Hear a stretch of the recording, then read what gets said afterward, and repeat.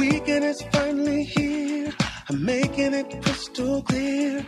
We're gonna have a real good time. Oh yeah, yeah.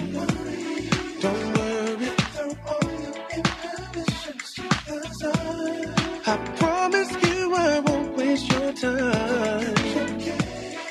Okay. Your hands up in the air because tonight everything's gonna be alright. Everybody's moving. Everybody's moving. Couldn't wait to get you out on the floor. Everybody's smiling. Everybody's styling. Couldn't wait to get you out on the floor. This is the only life for me. At the spot in the VIP. We're touching and it feels so right. Stepping here and stepping there. Running my fingers through your hair. Going to the morning light. Oh, oh, oh. Your words are all your inhibitions to the side. I promise you I won't waste your time. You can. Your hands up in the air because tonight everything's gonna be alright. Everybody's moving. Everybody's moving. Couldn't wait to get you out on the floor. Everybody's smiling. Everybody's styling. Couldn't wait to get you out on the floor. Everybody's moving. Everybody's grooving. Couldn't wait to get you out on the floor. Everybody's smiling. Everybody's styling. Couldn't wait to get you out on the floor. Come on and step. Come on and step with me. Come on and step with me. To the left, to the right, come on. Hi, hey.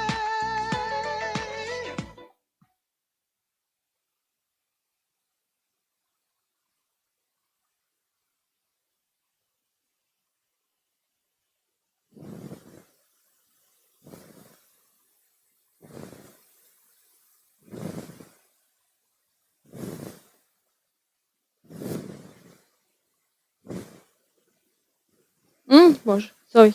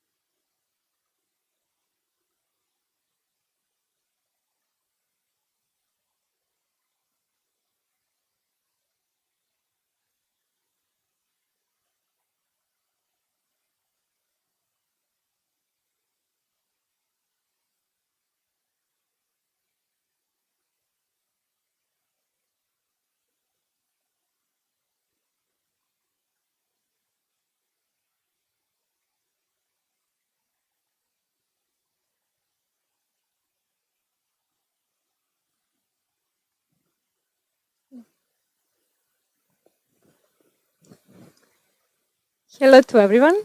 My name is Tanya, and it's my great pleasure to open this event on behalf of ICT Cortex, Montenegrin Cluster for Information Technology, Education, Design and Technology Development in Montenegro. Today we have a great guest. They are representative of Httpool by Aleph.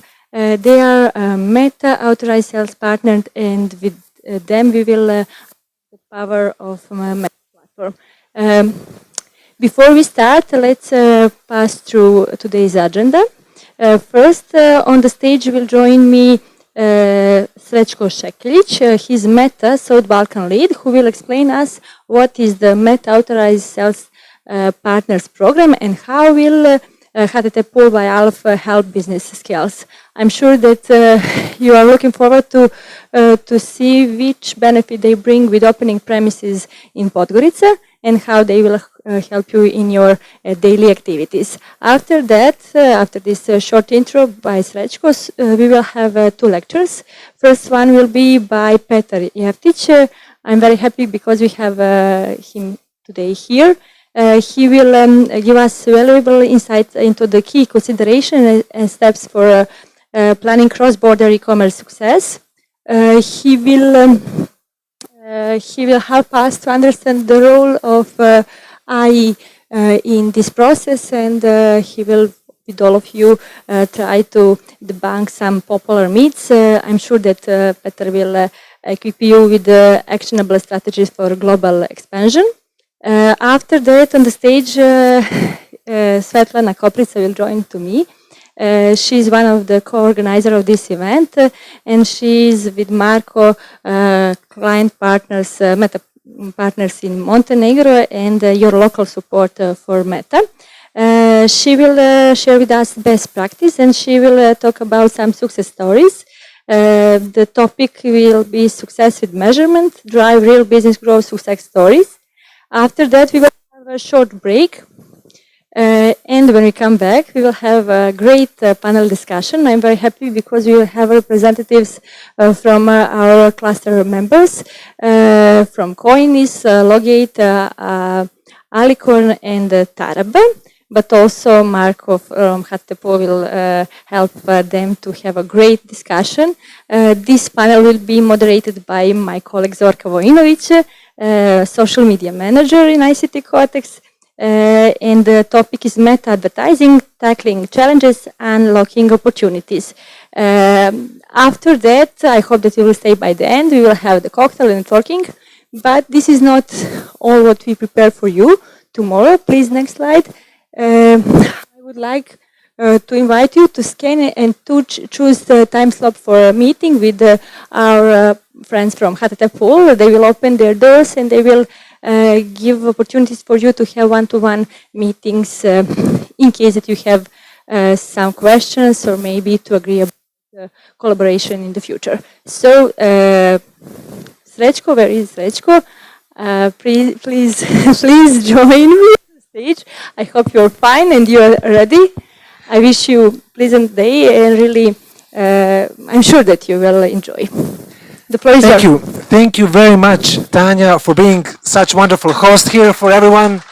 And I really want to thank ICT Cortex. You're really doing a wonderful thing here in Montenegro. I've heard such great things about you. And actually, I've worked before with the clusters of ICT and innovation-focused companies, and I really know firsthand how you contribute local economy, how you contribute society, but I also know from firsthand how you help each other, all of you companies that are part of the association, how you can help each other grow and scale.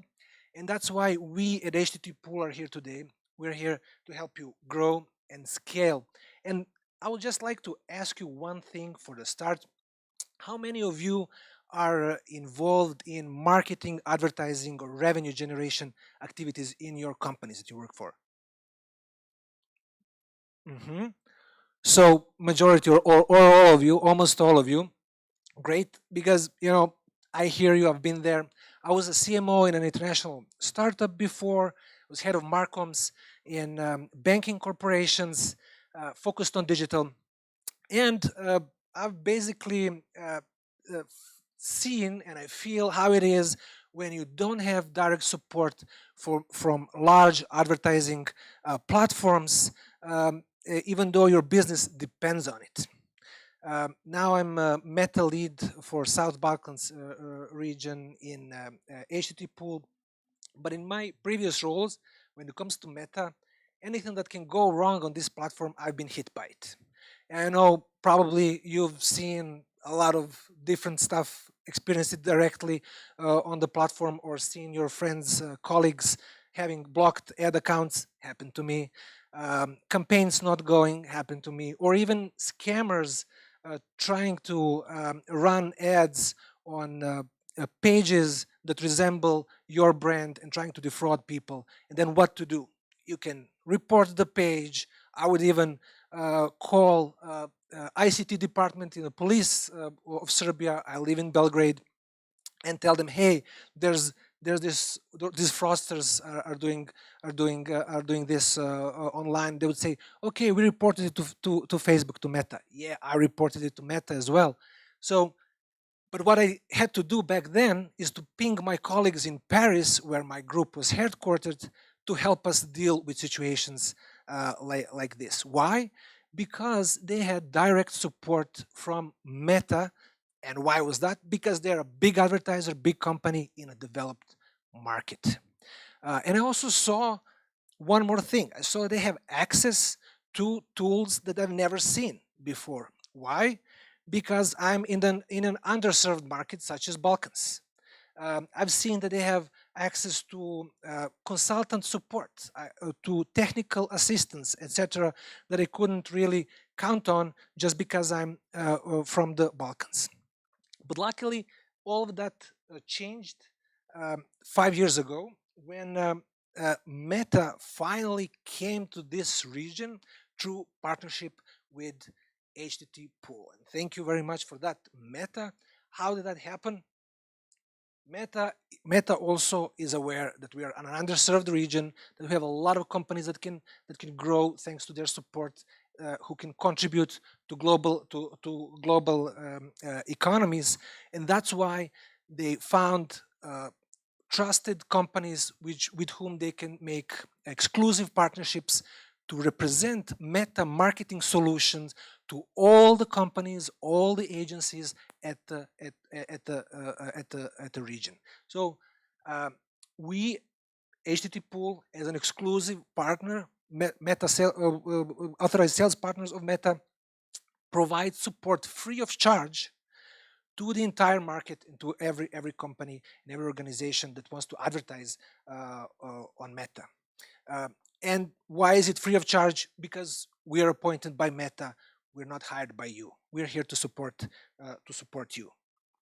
Why did Meta choose Httpool to be their representative on all of these markets? It's because Httpool has been around for almost a quarter of a century, since 2000, in digital advertising and digital marketing business, which is a pretty young industry.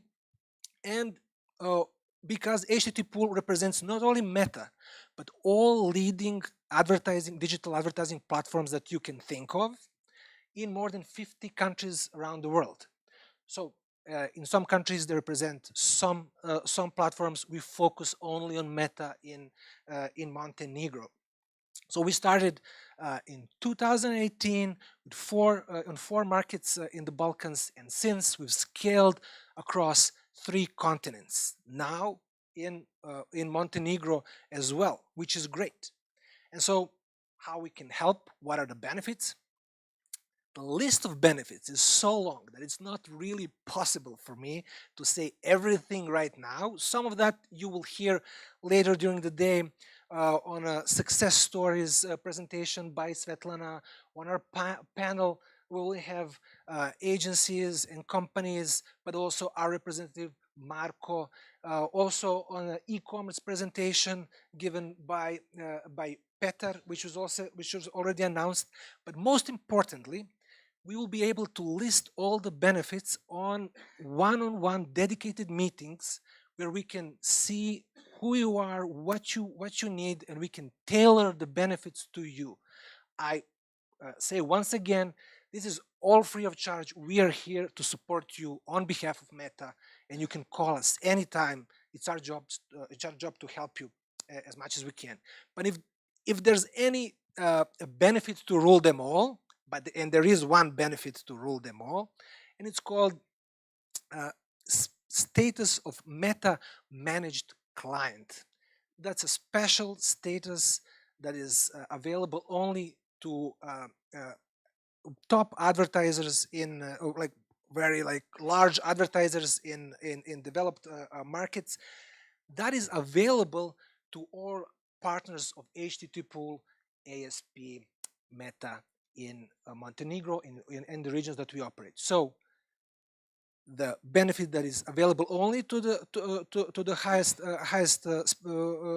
highest investors in spend on Meta is available to each and every one of you through by partnering with us. And you can ask us about that later, either by if you didn't scan the booking for the meeting, it's okay. You can just approach us today during the event, or call Svetlana or Marco, and we will talk to you and see how we can help. But also, you can ask us, of course, how we can help. But please, we will ask you, ask our clients, ask our other partners. Even though technically we call everyone we work with a client, you are not a client because you don't pay us. So you are our beneficiary. We're here to give you benefits. So that's why we treat you as partners. That's because that's what it is. And here we have Koinis, who is our partner. Tamara is here with us. She will join us on a panel later. You can ask her what works, what doesn't work with us, because we will always openly tell you where we can help and where we can't help, because we can only support legit businesses, totally compliant with Meta rules. But also, you can ask other big clients of ours, such as Nordius from Serbia, or even Dua Lipa from Kosovo. She's also our partner, her e-commerce business, if you can reach her. But if you can't reach her, you can ask some of 10,000 companies in the Balkan region only that we currently support. So yes, we've partnered with 10,000 companies across the Balkans already. This is a huge experience, obviously, and we have really Meta-vetted, Meta-trained, best experts to help you out with issues, but also with strategies, tactics, and the way you can plan your business, not just advertising, and plan your go-to-market strategies.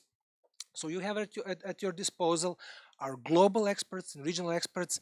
One of them is Peter. He's here with us today. He will, after me, he will give some advice on scaling e-commerce globally, which is very useful. Them working with really the biggest agencies in the region and the smaller ones, we help the agencies help their clients, which is really good. I know. So I've worked with a lot of agencies, and like the key problem is when clients cry for help, call the agency, they don't know what to do. Now the agency has someone to call, has someone to turn to, and we will do whatever we can to support your client and to help resolve any issue. I know some international agencies have their groups to call, but you know, one thing is calling Paris, and I've seen that, I've experienced it, and the completely other thing is having a dedicated team here in Montenegro, in Podgorica, who you can call, not write some ticket or chat with the support, etc., or call a colleague who's miles, thousands of miles away. So 5 years ago, I was like you, representing a business, sitting at a presentation like this at the launch, at the Meta launch in Serbia, and immediately followed up a call and said, "Hey, I talked to our agency, who also was eager to join, and said like, hey, let's have some benefits. Let's do some of it.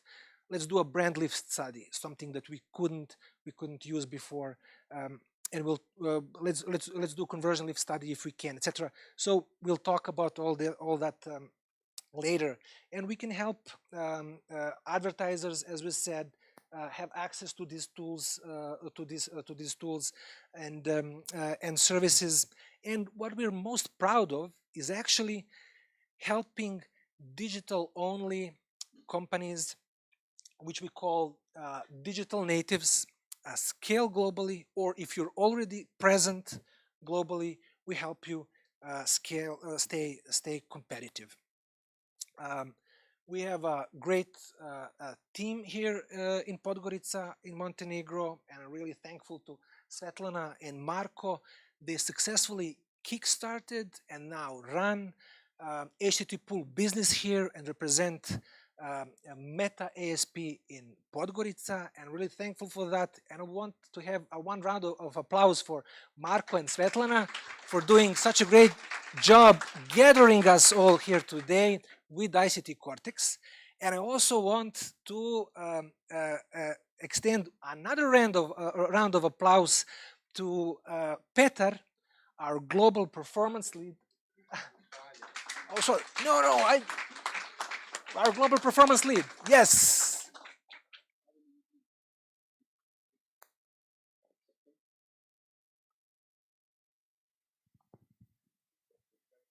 Yes. Thank you, Petar, for joining the stage. It's sometimes the mics don't work, and give me that one. But Oh, it's going. yeah. Great. Thank you, Petar. Hello, Podgorica. Hello, Polsechko.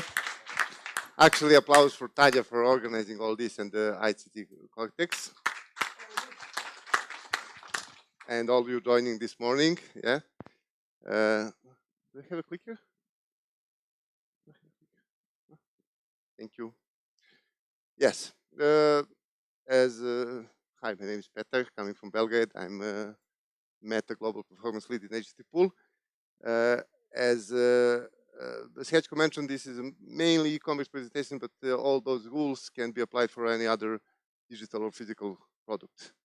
I'm not going to talk about Meta today a bit, maybe, but there is this, I will mostly talk about cross-border business and how you could also go cross-border and start selling outside your country and our region. Our region is really small. All of our countries are really small. If you really don't want to scale business as coin is, you need to understand how to go out of your region, out of our region. For start, you can go to our region. You know, it's easy to from Montenegro to let's say attack Bosnia, Serbia, same language, Croatia. You know, but even further, you can go after Bulgaria, Romania, much bigger and much richer market. So yeah, that's why I'm not going to speak much about Meta. I'm going to speak about the steps that you need to think of before going to advertising, because advertising is expensive, especially in some more developed, bigger and more expensive countries. So before that, if you want to save some money, I will speak about those steps. So for us, cross-border business is every business selling outside the country. They are present. And how many of you are buying from shops outside Montenegro or outside your country? But you're mostly from Montenegro. Okay, 20%, 30%. Okay. You know a story about the first, probably first cross-border e-commerce shopper from Balkans, actually from Bulgaria. He wanted to shop in the 90s from Amazon, USA. But you know, the 90s in the Balkans, we didn't have a credit card, we didn't have, you know, we couldn't wire transfer the money like that to USA. So what he did, he sent a floppy disk, big one, 8 inches. I don't know if you remember the biggest floppy we have in commercial use, to Bezos directly. You can find the Bezos talks about that on the YouTube. To Bezos directly with a note in English, money is in the floppy disk. And it was way before crypto. So what Bezos done, he opened the floppy disk and find the money hidden in the plastic housing of the disk. It was like some dollars for some books. Amazon back in the day was only selling books. Okay, so first I will show you a few numbers from a study done last year. Then we will bust a few popular myths together, and I will show you something funny and trendy right now. And it has AI in it. Okay, let's start with the numbers. Everybody likes numbers. So this is a study done by Meta last year. I think it was 8 countries, 16,000 responders. So first, 82% are willing and open to buying from the shops outside their countries, much more than today in this crowd. Actually, I'm also cross-border shops from 1999. I was only 15, I think, but that's a different story. And 20 years ago, this was not even imaginable or possible. And also, 66% of those responses trust businesses that are selling products outside their countries. Unfortunately, in some Balkan countries, probably they trust more Amazon and AliExpress. They trust some local shops. Unfortunately, we are all doing the best to change that. I think every association and organizations like Cortex are trying to fix this market because it's a real mess. But we are getting there. Okay, so same study. Now we can see those 8 countries. Same study shows that except Japan, I think, and UK, in all other countries, less than half of the people will choose only local stores. So, in Germany it's 43, in Australia it can go even lower, but okay, Australia is so far from, from us for physical goods. So that means that you can really count on the big portion of that cross-border cross-border population. And why would they shop from outside the country? So first, two, apparently less expensive, the same product on AliExpress, and here in Montenegro, price can be 5 times difference. If you buy from Ali and wait 4 weeks, you will save a lot of money. But also, they have a better, you can find a better choice of products on those huge marketplaces like that I mentioned already. I don't want to. But for me, the most important is this one, easier to discover new and interesting products. It's like 35% to them, which means that you guys can understand, and it's same for physical or digital, where your product fits, in which country and how you can go after. Of course, you're not going to try to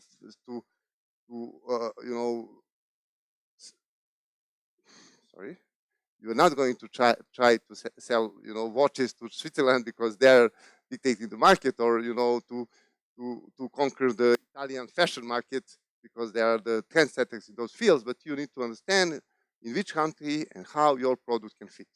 Again, it can be physical or digital product.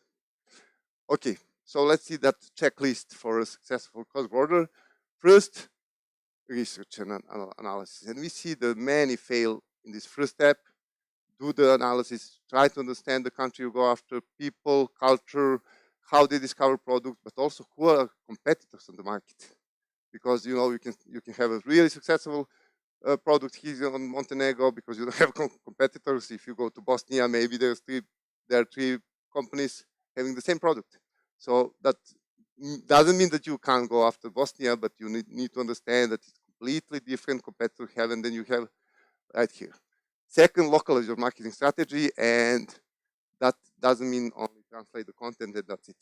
Yeah, that can work in some cases, but you need to understand, maybe from Montenegro to Serbia, we are almost the same. You don't need to customize much more, but if you want to go after Romania or Hungary or Austria, there's a different cultural aspect that you need to be aware of and to understand. And yeah, at the end, design the local customer acquisition strategy. Try to understand what drives sales in those countries. In some countries you can do, in USA with advertising you can do everything. But if you want to go to some other country like Switzerland, only advertising is not going to work for you. You need either local influencer, either local portal. You need something to give credibility to your product, to your business, if it's a new business there. Okay, let's go to those myths. Like somebody's chasing me right now. So myth number 1, search engines are the main channel for discovery cross-border products. This actually is not true because it's a myth. Of course, search engines are most powerful tool to catch the attention of everybody, but you don't catch attention because of the products. The biggest 2 channels for discovery are retailer website, right? Okay, retailer website and apps and social media, and for cross-border social media even more. Marco will talk more about that later, no pressure. But those algorithms, data-driven algorithms that all big players in the advertising world are now using are designed to help your product being discovered, actually. So they know who is fit for your product, either digital product, either physical product. If the product is not completely new and unique, it's not going to work. But if you're selling sneakers, they know who is in the funnel of searching for sneakers right now, and they will show your ad. Or if you have a mobile game, I think somebody from the gaming industry is here. You just play the you just run a campaign.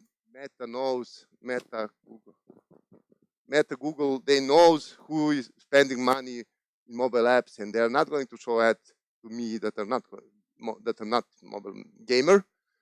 I never see the ad for mobile. I needed before I done some research. I needed to pay in some games that I don't play, even just to start seeing the ads, because they are not going to show me. They know that I am not going to spend money in there. Out of those social media, and now I will mention Meta. Meta apps are top for discovery. Of course, when we say Meta apps, we mean Facebook, Instagram, and WhatsApp, and Messenger. And it can be, post on Instagram or post on Facebook, story on Instagram. It could be messages in, Instagram or WhatsApp. Even status in WhatsApp right now is becoming really used placement in many countries. Second is YouTube. TikTok is going fast as a discovery channel. We will see, they have right now some issues in some countries, TikTok. We will see how that will end. And then after that, of course, Twitter, Snapchat, Pinterest, and all others. Myth number 2, translating your website content is the only thing you need, which is not true, and we know that for years now. We tested it so many times. If you just do translation, it's not going. But maybe it can work, but probably you need something else. You need to add something local from that market that is going to be that audience can relate to. So people, they like to see people like them on the ad, speaking their language, with their cultural aspect on the ad, on the content, and whatever. You know that in the last 5 years, being a white model in China is so like it's a big, it's a big demand for white models, because they find out 10 years ago that they can't sell products from fashion, from housing, from sport, all those lifestyle products. They can't sell alone without somebody in between with the Chinese models, because if they want to send to USA, to Western markets, to Russia, I don't know, right now Russia is not a good example, but they knew that it's not possible. They needed white model to sell to the white people. In Europe, it's a bit different, even more. It's a different language you need to speak. Not only translation, but different language you need to speak to Germany, to Poland, to Russian. It's a different game. Okay, and about those aspects that the customer expect from you, I will show you on difference between market. I will show you an example of payment processor. If you don't have a mobile app that payment will go to Apple or Google, you need to have a payment processor to sell in any country, either digital or physical goods. So I will like you to guess now those countries. I will read it. Country number 1, the biggest payment processor or biggest share has a model buy now, pay later, then digital mobile wallet, then bank transfer.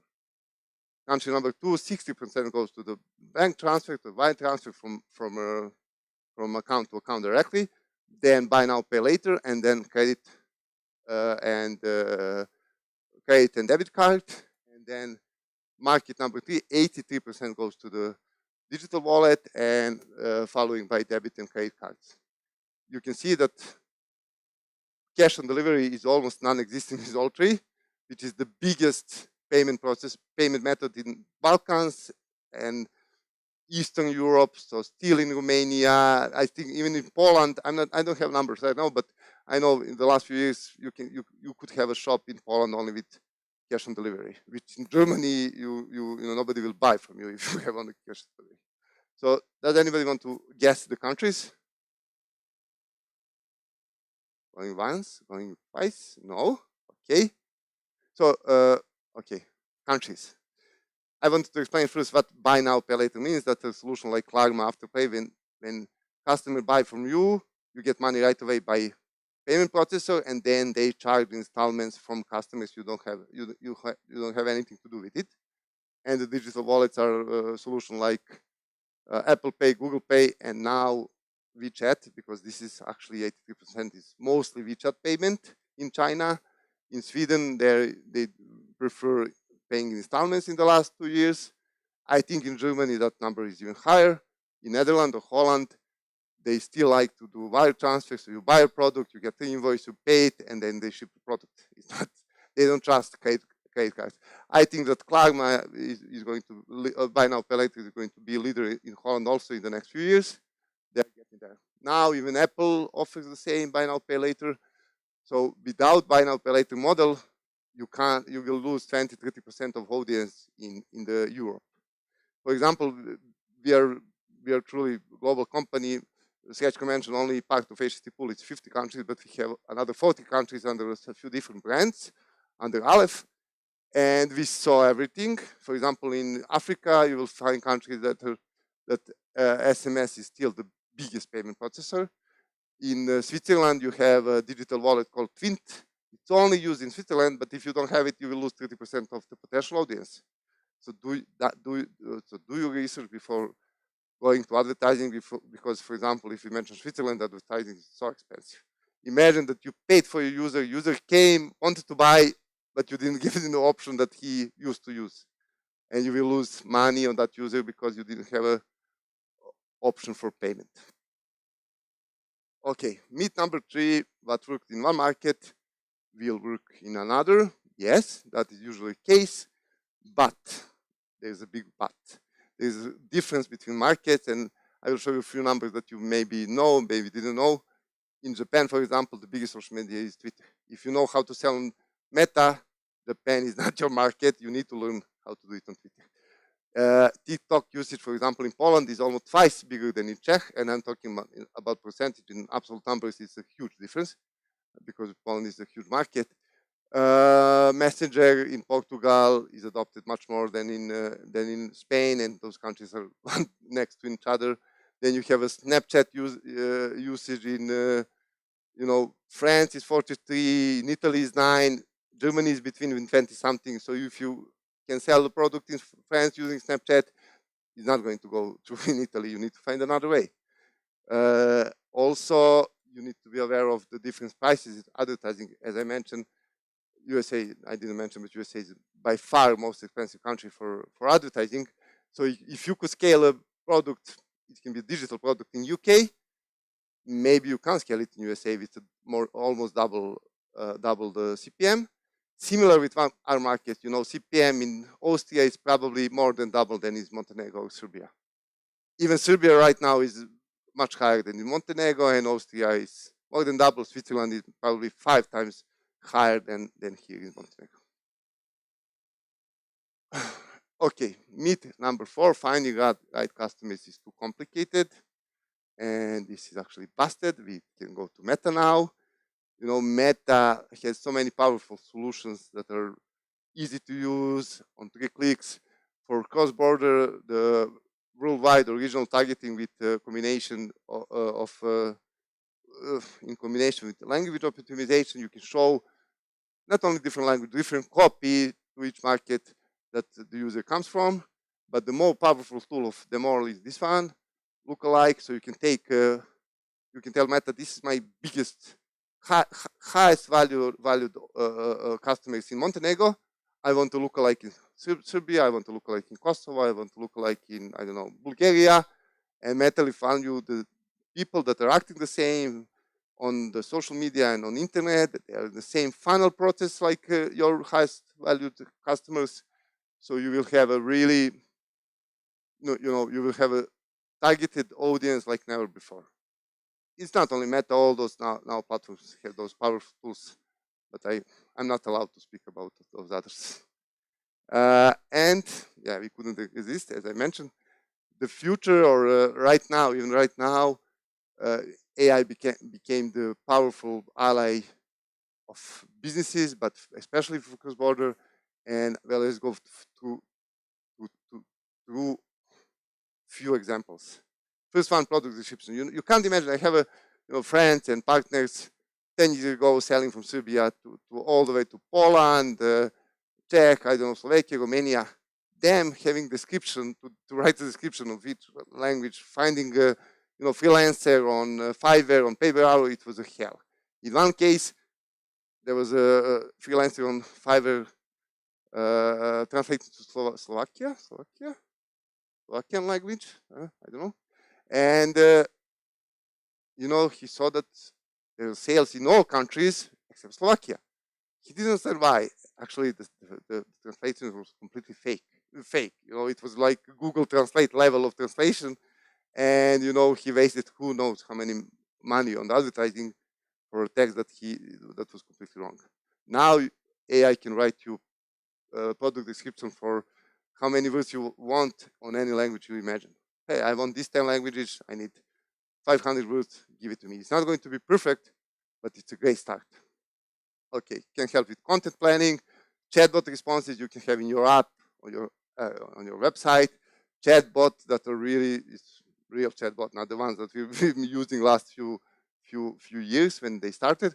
So they can help with product explanation, colors, shipping time, return policy, whatever. You will have an ally on the website that you can implement right now that can help your customers get answer much quicker. They don't need to send you email, wait 3 days for you to answer, or tomorrow. Either way, sales can be finished right away. It can help map a customer journey. Again, copyrighted, yes, any language. It's so powerful. You can test everything. Right? You'll talk more about testing.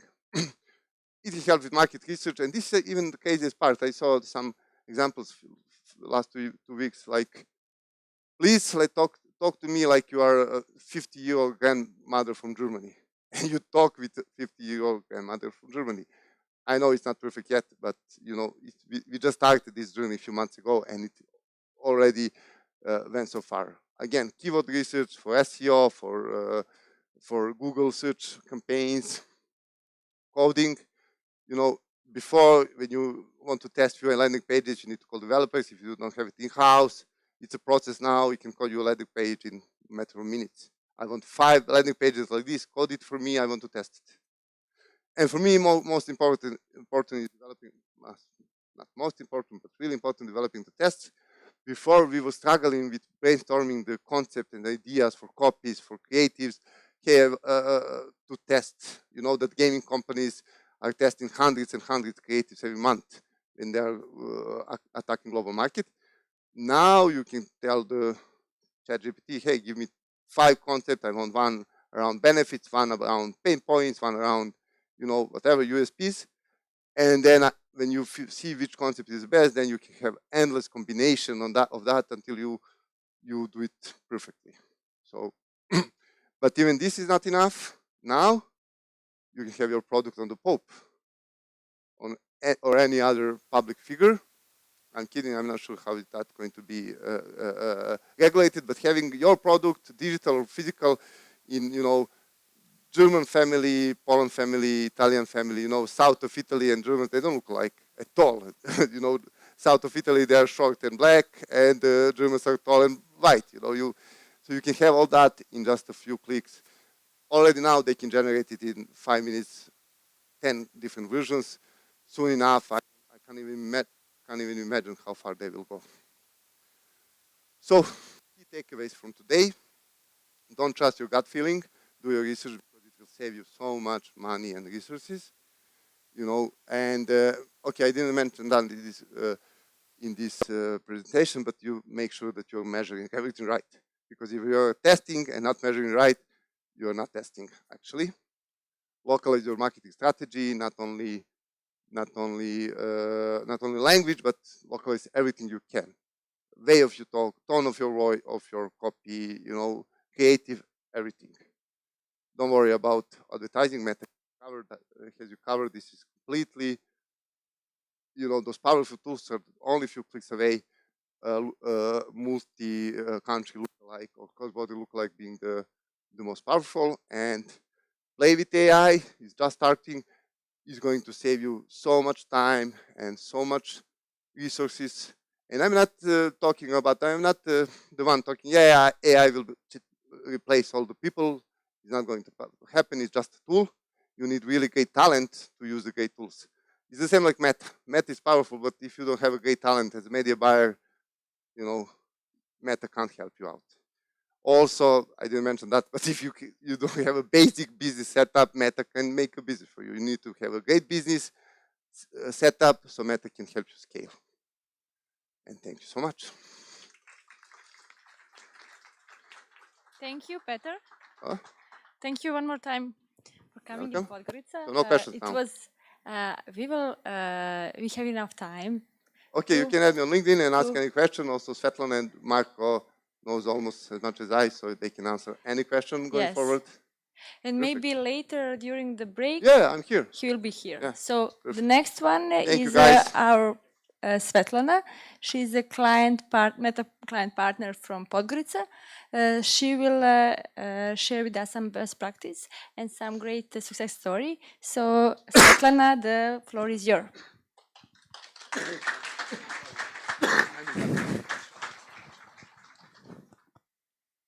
This works, yeah? Okay. Thank you, guys. As Tanya said, my name is Svetlana Koprivica. I'm client partner in Httpool Montenegro.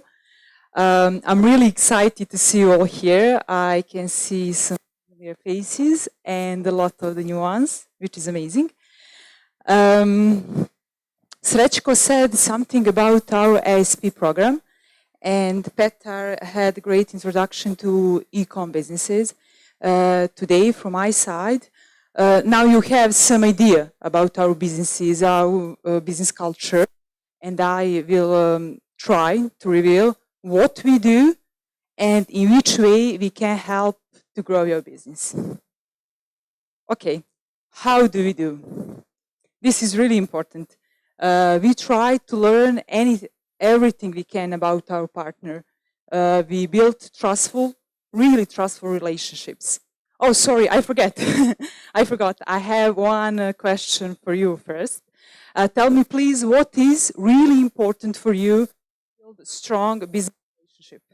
One thing. Trust, okay. Somebody else? Anybody? Yes, great. Good point. Transparency, yes, the transparency was the main point too. So, as I said, we try to learn everything we can about our partner.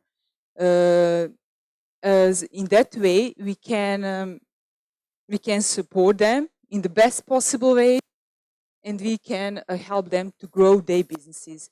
In that way, we will build really strong and really trustful relationship. I think is the most important in this business. Okay. First, let me go through key components of a successful marketing campaigns in 2023. Every marketing campaign brief, should address three really important questions, crucial questions. What do we want our audiences to do? This is the first step while we create any marketing campaign. This is the first step where we have to choose right objective for our Meta campaign. The second question is how do we get them to do it? This is where creatives and strategies come out. Our creatives should be really effective, really engaging, and we have to inspire our audience with them. The third, also really important, how do we know they did it? Petar mentioned the power of measurement. So we have to choose right methods, right measurement options that will help us to reach the real results. Well, what is the most important? during some marketing campaign. Now, today I'm speaking about Meta, and the most important is, I can say in one word, is measurement. Measurement is a great equalizer. As I said, it's a tool that can really help us to grow our business and to make really successful marketing campaign. How we can reach outcomes we would like from our campaigns. There is three levels of outcomes. The first is audience outcomes. Audience outcomes is basically how we reach our audience. What is our message? How our audience engage with that message, and how many times have they seen it?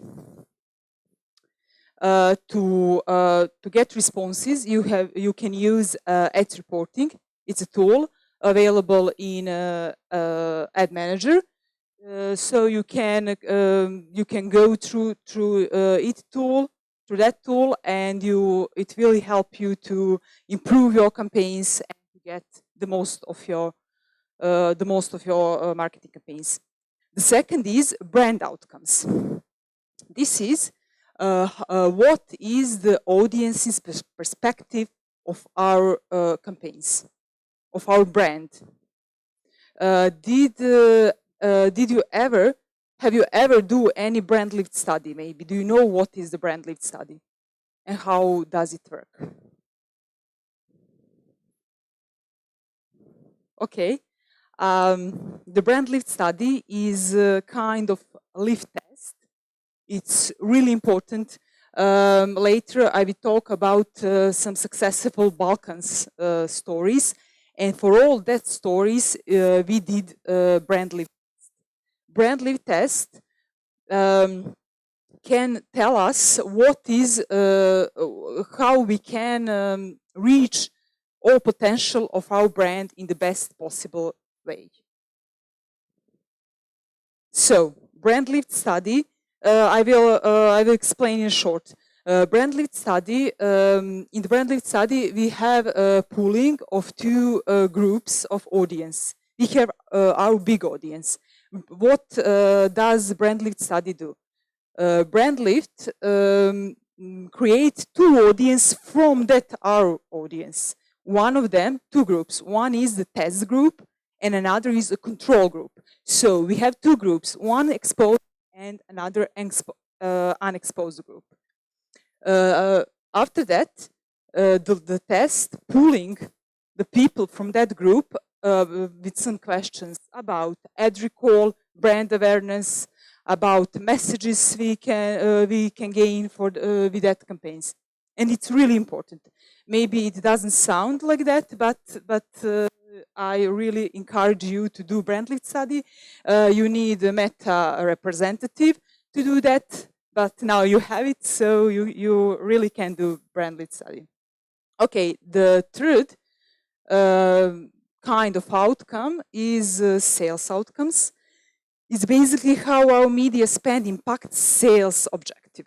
So how our campaigns on Facebook, Instagram, and audience network drive our sales or outcomes. Really important as well. So we can do brand lift study or conversion lift study for you, and so in that way you will have true value of your product and true value of your business and marketing campaign you did. Okay, these three outcomes will showcase the true value of great strategy, measurement, and planning. Strategy, planning, and measurement. Three components on every successful marketing campaign on Meta as well. Now I would like to show you three real successful story. All of these business verticals are for our, as I said, it's Balkan true stories. Okay, the first of them is a HTTP done with Shopster Serbia. We had some really great success with Shopster Slovenia, but today I choose this one to share with you. This is, as you know, the Shopster Serbia is a customer-centered e-commerce platform. They had a lot of products, more than 100,000 products through their website and Shopster TV. They provide a full experience from discovery to delivery. What is the most important for them? The most important for them is to their product find way to customer. Okay, it is really it is crucial for every campaign to define a goal. Their goal was to build a brand and drive conversions on its e-commerce platform. And additionally, they wanted to integrate personalized strategy to measure its effectiveness on favorability. What did we do? Our colleagues from Serbia suggested performance branding campaign for Shopster. Performance branding campaign was done in the way to use short creatives oriented on their products in the form or catalog sales and everything.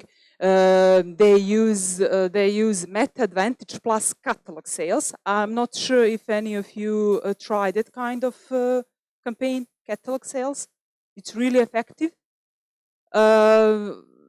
for these kind of products because they have a lot of products. They want to they want to have a big reach and a broad audience, so it was perfect for them. We done short creatives for broad audience and deployed at least twice a week. The results are here. Campaign was really we done this campaign in period of 6 months, and it was a huge success in Serbia with really high ad recall and really high brand awareness. These are the results of brand lift study we did for Shopster. So on Meta platforms, you can drive both with direct response campaign, performance and brand outcomes. It was really important to them to have brand outcomes as well. It's a goal of our every campaign. The second story I would like to share with you is in cooperation of Httpool Serbia and Nordeus. I suppose that you know who's Nordeus is a really big and fast-growing mobile game company. What was their goal for this campaign? Goal was to increase the number of installs of top 11 and to improve their ROAS, return on ad spend. 11 is a leading soccer management game. It gained a huge success since it released.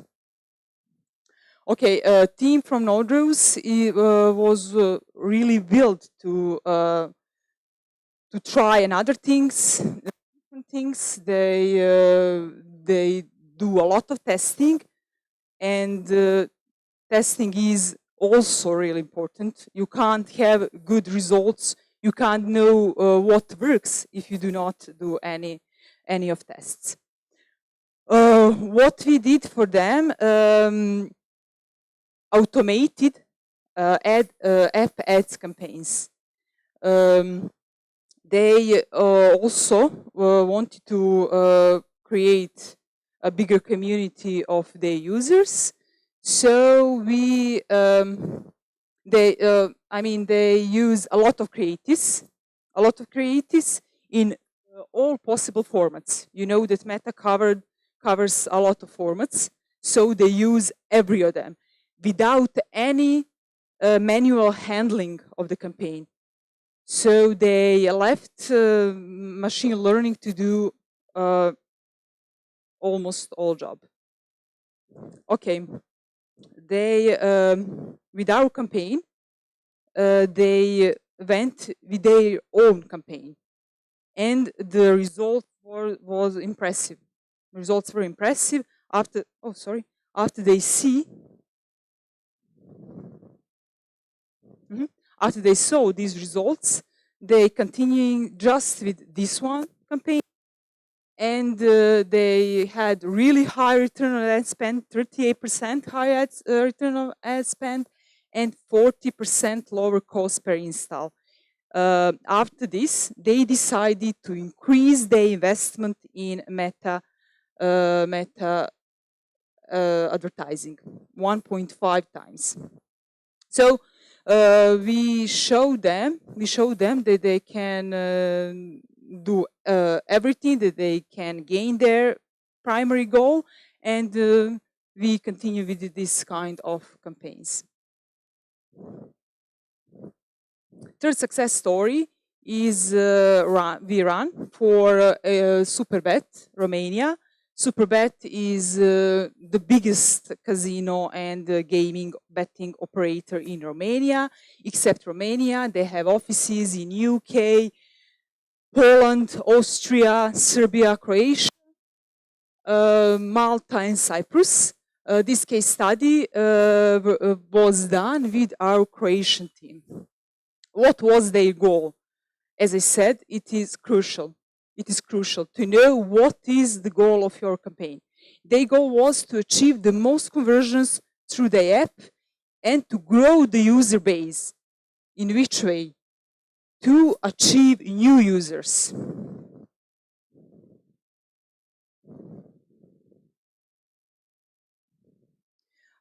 We suggest them to run Advantage Plus app ads with focus on app event. They saw that they had 5 times more mobile purchases. It was huge. It's really huge. And they had 2 times bigger increase in conversions value. We ran this campaign for 6 months also as for Nordeus. And as you can see, the results were really impressive. When we're speaking about reaching audience and to gain a bigger audience, we suggest them to use lookalike audience. I'm positive that you know what is a lookalike audience. The lookalike audience is the most similar to your best custom audience. So they got the most similar audience to their best audience, and in that way they get additional value for their campaigns. It's outperformed the broad audience targeting, and of course it's generated more revenue because it's it must be done in that way. Okay, that was everything for my part. I hope so. Maybe I shorted a little bit this presentation, but I hope that it was really helpful for you, useful. Of course, you can reach me anytime, of course, and Marco. This is my LinkedIn profile. I don't have Marco's LinkedIn profile, but Srećka showed that. Of course, you can reach us anytime, and there is nothing to tell except Httpool is here. Use that. We will really help you in any fields we can. Thank you. Thank you. I was a little bit nervous, but you was a great audience. Thank you. Now I think that we now have a short coffee break, and after that we continuing. Thanks.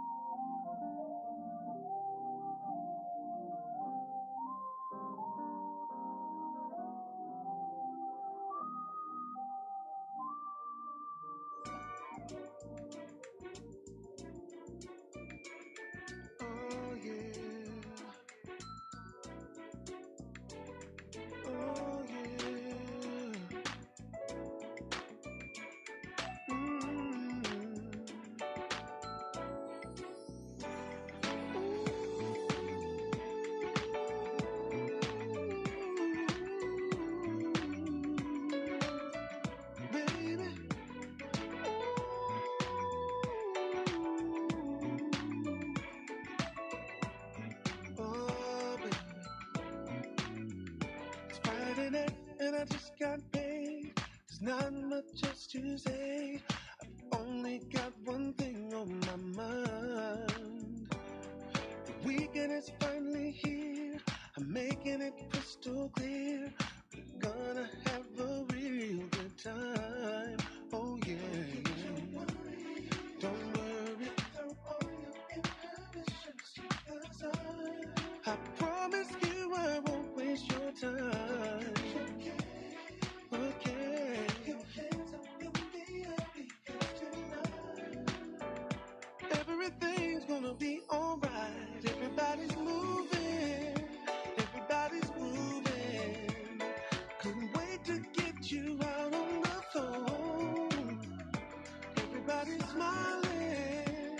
Everybody's styling. Couldn't wait to get you out on the floor. This is the only life for me. At the spot in the VIP. We're touching and it feels so right. Stepping here and stepping there. Running my fingers through your hair. Going to the morning light. Oh, your words are all your inhibitions to the side. I promise you I won't waste your time. You can. Your hands up in the air because tonight everything's gonna be alright. Everybody's moving. Everybody's moving. Couldn't wait to get you out on the floor. Everybody's smiling, everybody's styling. Couldn't wait to get you out on the floor. Everybody's moving, everybody's grooving. Couldn't wait to get you out on the floor. Everybody's smiling, everybody's styling. Couldn't wait to get you out on the floor. Come on and step. Come on and step with me. Come on and step with me. To the left, to the right, come on. Hey, hey.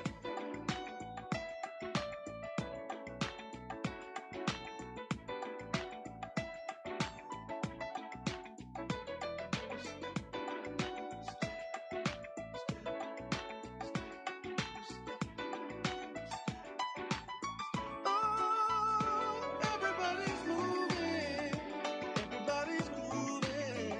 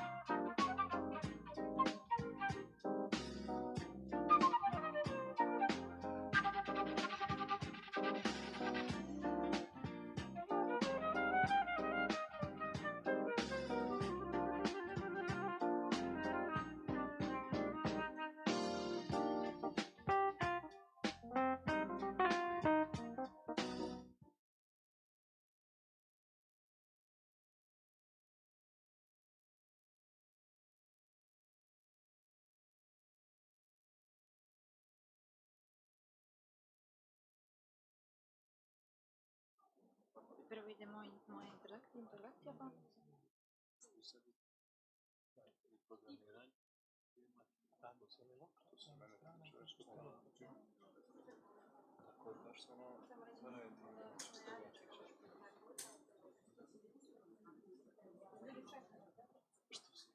Da li se čuje? Hello everyone, we are waiting for Maša Milinović to come, and after that we will start the panel very soon. Thank you for your patience.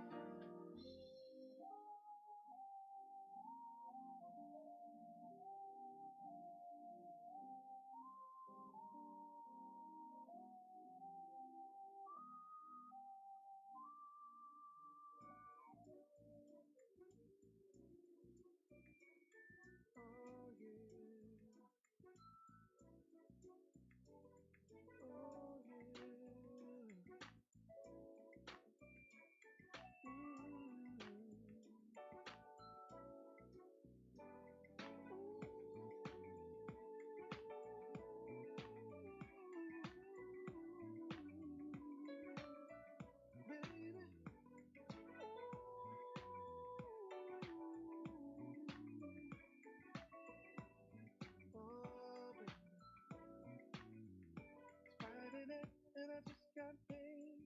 There's not much else to say. Only got one thing on my mind. The weekend is finally here. I'm making it crystal clear. We're gonna have a real good time. Oh yeah. Don't worry. I promise you I won't waste your time. So, ladies and gentlemen, distinguished guests and esteemed participant, good afternoon and a very warm welcome to this panel discussion. Masha will join us later on. She's just there, she's arriving. Please give an applause. This is also a call for Q to maybe address their parking issue. I am Zorka. I work in the marketing sector of ICT Cortex.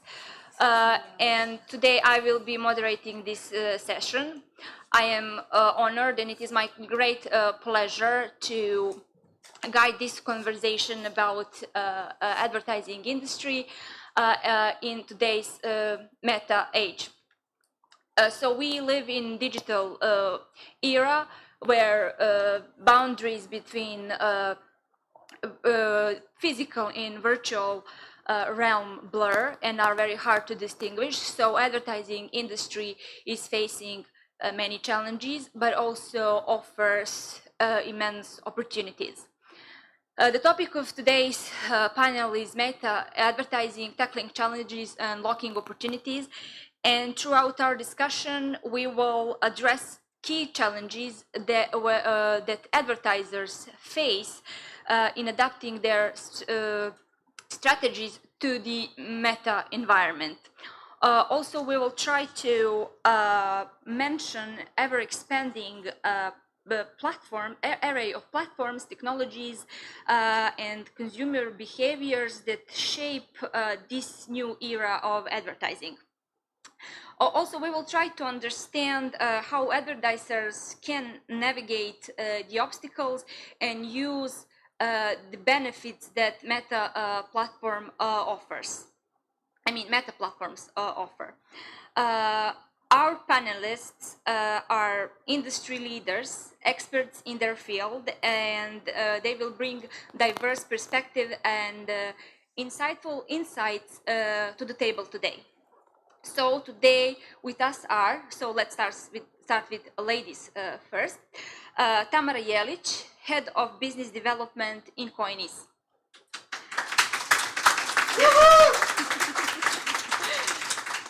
Masha Miladinovic, Product Marketing Manager at Logate. Jovan Đukanović, Online Advertising Specialist at Alicorn. You can also call him Data Evangelist because he is telling everyone how data is important. Dusan Jovanović, Head of Performance Marketing at Taraba Digital Agency. And Marko Jaredić, Meta Client Solution Manager, Httpool by Aleph. So job title says that we have some serious people here. I am confident their collective wisdom and expertise will help us discover strategies, tools, and approaches that can revolutionize the way we conceptualize, create, and later deliver advertising experience in the Meta era. So together we will try to also unlock the opportunities that lie ahead in Meta platforms and see what awaits us in the future regarding Meta platforms. So dear audience, please sit back, relax, and enjoy this panel discussion. Once again, thank you for joining and thank you for your patience. So without further ado, let us begin this insightful panel discussion. Hi panelists. Can you all briefly introduce us to your advertising experience, and since when do you work with Meta advertising platforms? Maybe we can start from Tamara. Can you hear me now? Yeah. So with this announcement, I have a feeling that Dalai Lama is my best friend, and like I'm so woke and it was so influential that I have like a little bit of, I'm a little nervous now because I have a feeling that I'm a shark, but I'm not. I'm a sharky. So the thing about Coinis, I hate this microphone, by the way.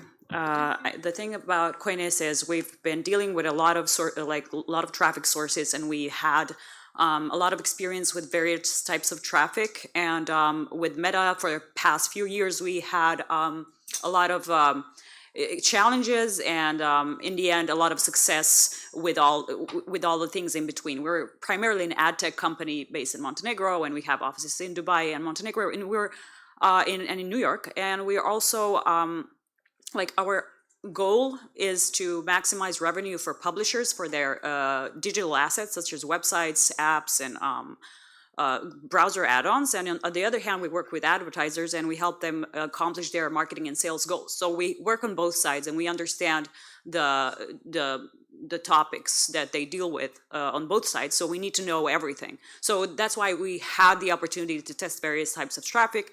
And for the past few years, we formed a huge team that works primarily on Facebook. And so I'm really looking forward to this panel. Thank you very much. Shall I continue? I hope you can hear me, and I hope you can all accept, first of all, my apology for being late for the panel.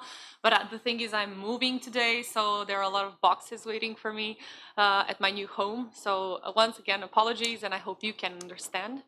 As for me and my experience, as Zorka said, I work in Logate, which is a tech company based here in Montenegro, and primarily works for telecoms and banks. So it is a B2B model. So my experience is mostly related to, let's say, all that has to do with our marketing strategy and advertising on different channels. When it comes to our products,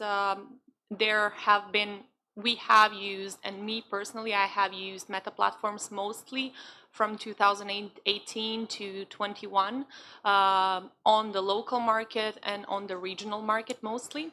And later on, as we started our expansion with our products on international markets, we started using more like other B2B platforms. So I hope I can also bring some insight and comparison to those with those platforms as well, but also can give some insight on what Meta platforms used to be at the period when I used them intensely and how they are different now, and also bring some insight into how we use them today on some efforts that we have here in Montenegro. Okay. All right. Hi, everyone. My name is Johan. You probably heard from Zorka. And as she was saying, I'm a firm believer in data. I've been in the advertising business for about 9 years of my own. And then afterwards, I've been working with Alicorn for the past, I think, 2 or so. So far, I've done everything from the Northwestern market up to the Middle East. And I've essentially covered even the emerging markets in South America. So I've been present everywhere regionally. I've tested various markets, and I've also tried various types of ads in different types of languages, and I've had the opportunity of trying different industries as well. So I've made enough experience to claim that it's mostly about data at the end of the day, because no matter how much we try to plan stuff ahead, you cannot get ahead of what the users want and how they experience your ads, or what they see on their screens, or where they're sitting at the time. Because if they're in the car driving, because there's a lot of users, let's say everyone's sitting on their phone while they're driving and then looking at ads, how much of their attention can you keep, and so on. And so far, my experiences are that users do have a really short attention span, and our jobs has been becoming increasingly difficult because everyone is spending less and less time looking at every single post and reading about it. So yeah. So for me today, you're going to be hearing a lot about those types of things. Hi everyone, my name is Dusan and I come here in front of Taraba Digital. We are a local full-service digital agency that operates mainly on the Montenegrin market, but also we have a lot of international experience. We also do have a lot of local clients that are advertising on foreign markets. So let's say from our side, you will hear a lot of hands-on experience as we use Meta mainly for most of our clients. We have a lot of e-com clients and other that is, let's say, very specific to Montenegro, as it is part of the industry that it's developing. Me personally have 10 plus years using Meta and all digital platforms, working in various digital agencies in the Balkans and around Europe. So we'll try to, I would say, compress all of this knowledge and try to put it a little bit into the perspective of the local market, because as we all know, Montenegro is a very small market that it comes into play when setting up all the campaigns that I think a lot of people are not aware when working here. So I think that will be very interesting for everyone to hear, because I can also notice here a lot of people from the local clients and the agencies that I think could be useful.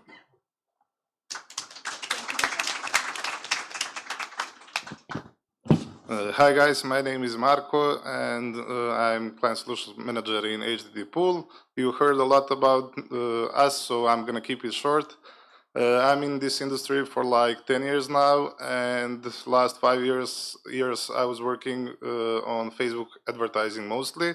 But since I joined Httpool like almost a year ago, those are my like top priorities. So hopefully I'm gonna with these guys, I'm gonna help you better understand the market and how we can help all of you guys here. So thank you. Thank you. So thank you for clarifying us your businesses, and now we have a clearer image of what you do. So it's evident that Meta platforms offer many possibilities for businesses that want to create better digital footprint and expand one. So Tamara, can you tell us what are some of the unique opportunities that Meta platforms offer for businesses looking to advertise and grow their online presence? Thank you very much for this lovely question. There are many opportunities. First of all, we've all witnessed how the platform has grown up over the years, and how it changed, and how all the preferences all of a sudden are so updated, and there are so many options. In the beginning, Facebook was a free tool. Everything nema džabe ni kod babe, što bi rekli mi, and everything it's like everybody was using it, and it was like, oh, it's so free. Everybody's sharing their own experiences. In the end, it was like a huge data collector that in the end is now helping advertisers sell their products. In the end, everything is becoming an ad, and we're all live in a South Park episode when they discover, if you're really talking to an ad or a real person. I don't know if anybody watched that, but in the end, like this all created a lot of opportunities for advertisers. So this granular targeting that you can do with this audience, and all the specificity of this audience is something that is very cherishable. In the end, Facebook is one of the most expensive traffic sources from our experience, because we tested it all, like all the native platforms, a lot of other push traffic, pop traffic. We tested everything. So Facebook is definitely the most expensive, but it comes with the quality. And this is something that is highly appreciated in the advertising space. And especially now, because with the development of the AI and machine learning, and this is something that Facebook had before, but now it's expanding even further with the new advertising business center. I don't know what the correct name is, but everything is now suited to the advertiser. So now the consumers were first, and now we're starting here. So now we have all of this opportunity to have access to a very good quality audience, and get like real granular targeting regarding the audience. Another this is the best thing ever. That's why I immediately focus on that. It's the quality, and that is the opportunity that you have this granularity that you can focus on, and really target your audience in the right way. So yeah, that would be the main thing. Thanks, Tamara. Marco, would you love to support Tamara in this question? Yeah, of course. I'm not sure what to say like after this amazing answer, but I cannot focus on only one or two opportunities for Facebook advertising, but because all of you guys here come from different industries. So what I would like to emphasize is maybe that AI and machine learning that Tamara mentioned, it's constantly growing, like year by year. It's huge. Facebook or Meta's database is amazing. So again, Tamara almost said everything, like quality of audience, and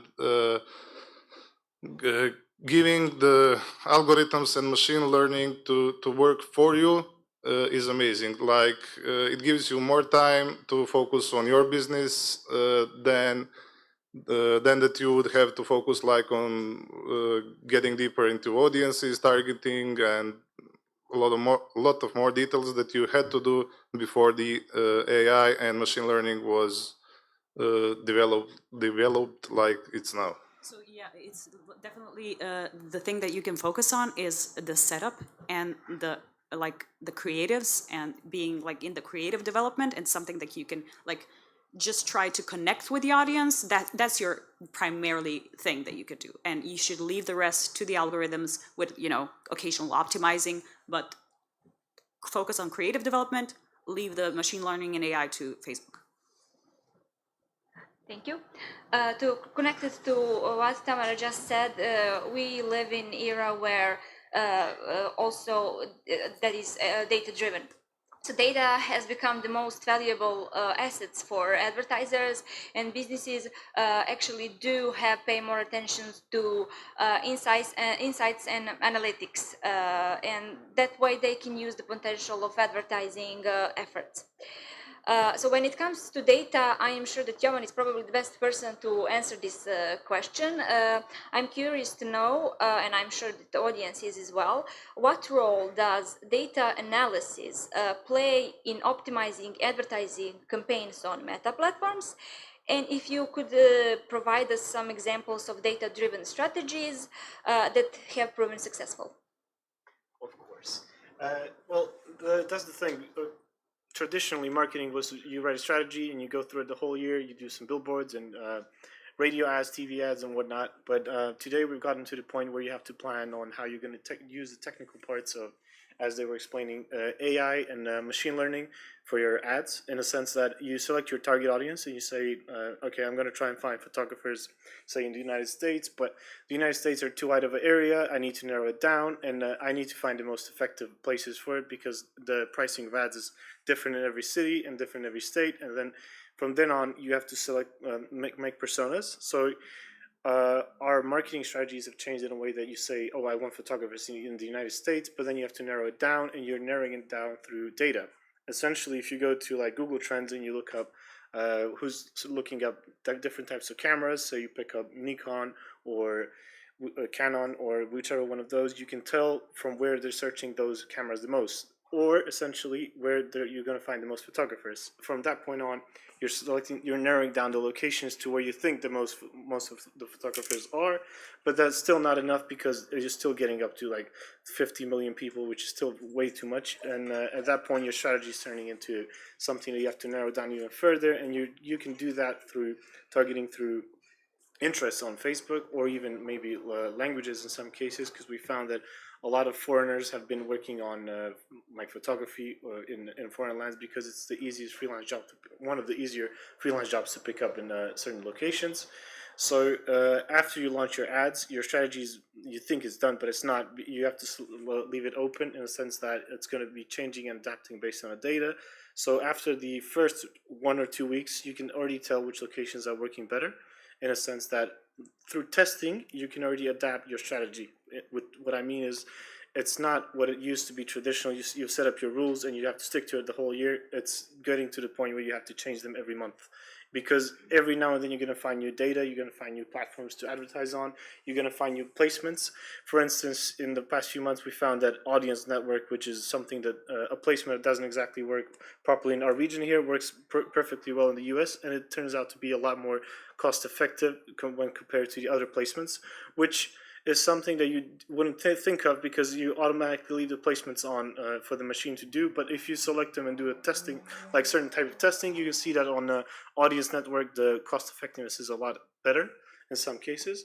So for your strategy, it's not just about selecting photographers like Nikon or Canon or whichever one of the cameras. You have to know where they're looking at their ads. You have to know if they're sitting on Instagram or Facebook, if they're in their car, or if they're doing it from home, or if they're doing it from work, because a lot of people are already browsing on social media from their work, which is why you have to adjust your ads for it. So what we did is we made 2 different types of ads. One was meant for work time, so you would schedule the ads to go during work hours, and you give them an ad that takes like 3 seconds of their time.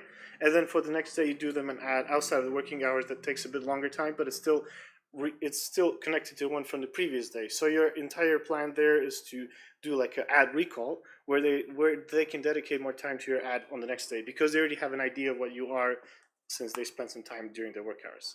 So essentially, to us, it was all about finding those perfect moments and perfect hours, and then looking at the data and comparing and selecting those hours for the next day, which at the end of the day, you have to implement in your strategy. But yeah, that's like the short version of it. If anyone wants, we can talk about it later as well, because it's difficult to explain how much testing you would need for it. Like for political ads in the US, they did around 10,000 ads a day, which most of them were tests as well. So it's different kinds of topics for it. Thank you very much. And where there is data, there is always the question of data privacy. Now I would love to turn our attention to the delicate balance between effective ad targeting and users' data privacy. For businesses, it is important really to maintain harmonious equilibrium between effective ad targeting on one hand and users' privacy on the other. While we'll be preparing this panel, Mash told me that she is personally interested in data privacy. So my question for her is, with evolving privacy landscape, how can businesses maintain effective ad targeting while also respecting user privacy on Meta platforms? Thank you for the question, Zorka. Very, very important topic, and I believe that Meta is very well aware of it, as I have seen that they're heavily investing in developing the tools to properly manage the privacy of their users on the platforms, which is great. What I believe is very important at this moment, while we wait for the tools to be further developed and further commercially used, is that advertisers are aware of the consent, number one, asking users for the consent to use their data, which is the straightforward, the number one go-to strategy when advertising, and we see that every day when using the platform, different kinds of platforms, Meta platforms. And the other thing is transparency, so allowing users to easily access their data, to know and to educate them what their data is used for, where they can access it, how they can manage it, and how they can change those privacy settings at any time. An interesting thing that I've seen is the privacy enhancing technology, I believe it is called, that Meta is now investing in, which I believe is a great way to push forward towards a more equal let's say, approach to advertising. So to strike a balance between the personalization that we're striving for on one hand, and the privacy and security of our users.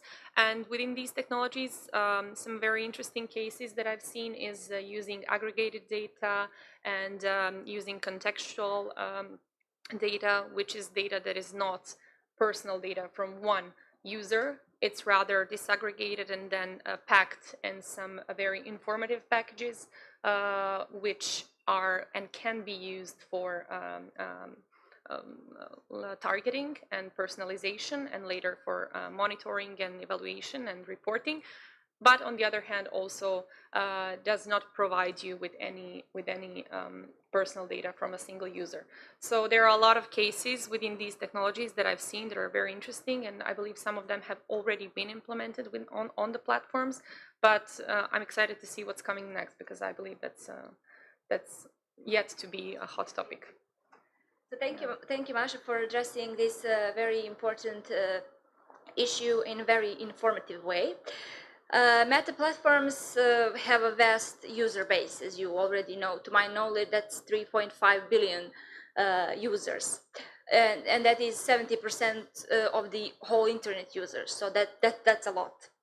So businesses definitely have one of the challenges that businesses face is how they can target their desired audience. And how they can navigate through this sea of users, how they can reach them, how they can optimize their campaigns. So Jovan is probably someone who can again uncover us strategies and approaches that empower businesses to effectively target their desired audience in Meta platforms. So can you tell us, Jovan, how can businesses effectively target and reach their desired audience on Meta platform amidst the vast user base? Yeah, as I was explaining earlier, you can go from everywhere from narrowing down from both location. When I say location, you can narrow it down to a small neighborhood or even a small event, and then you can go even further by finding different languages.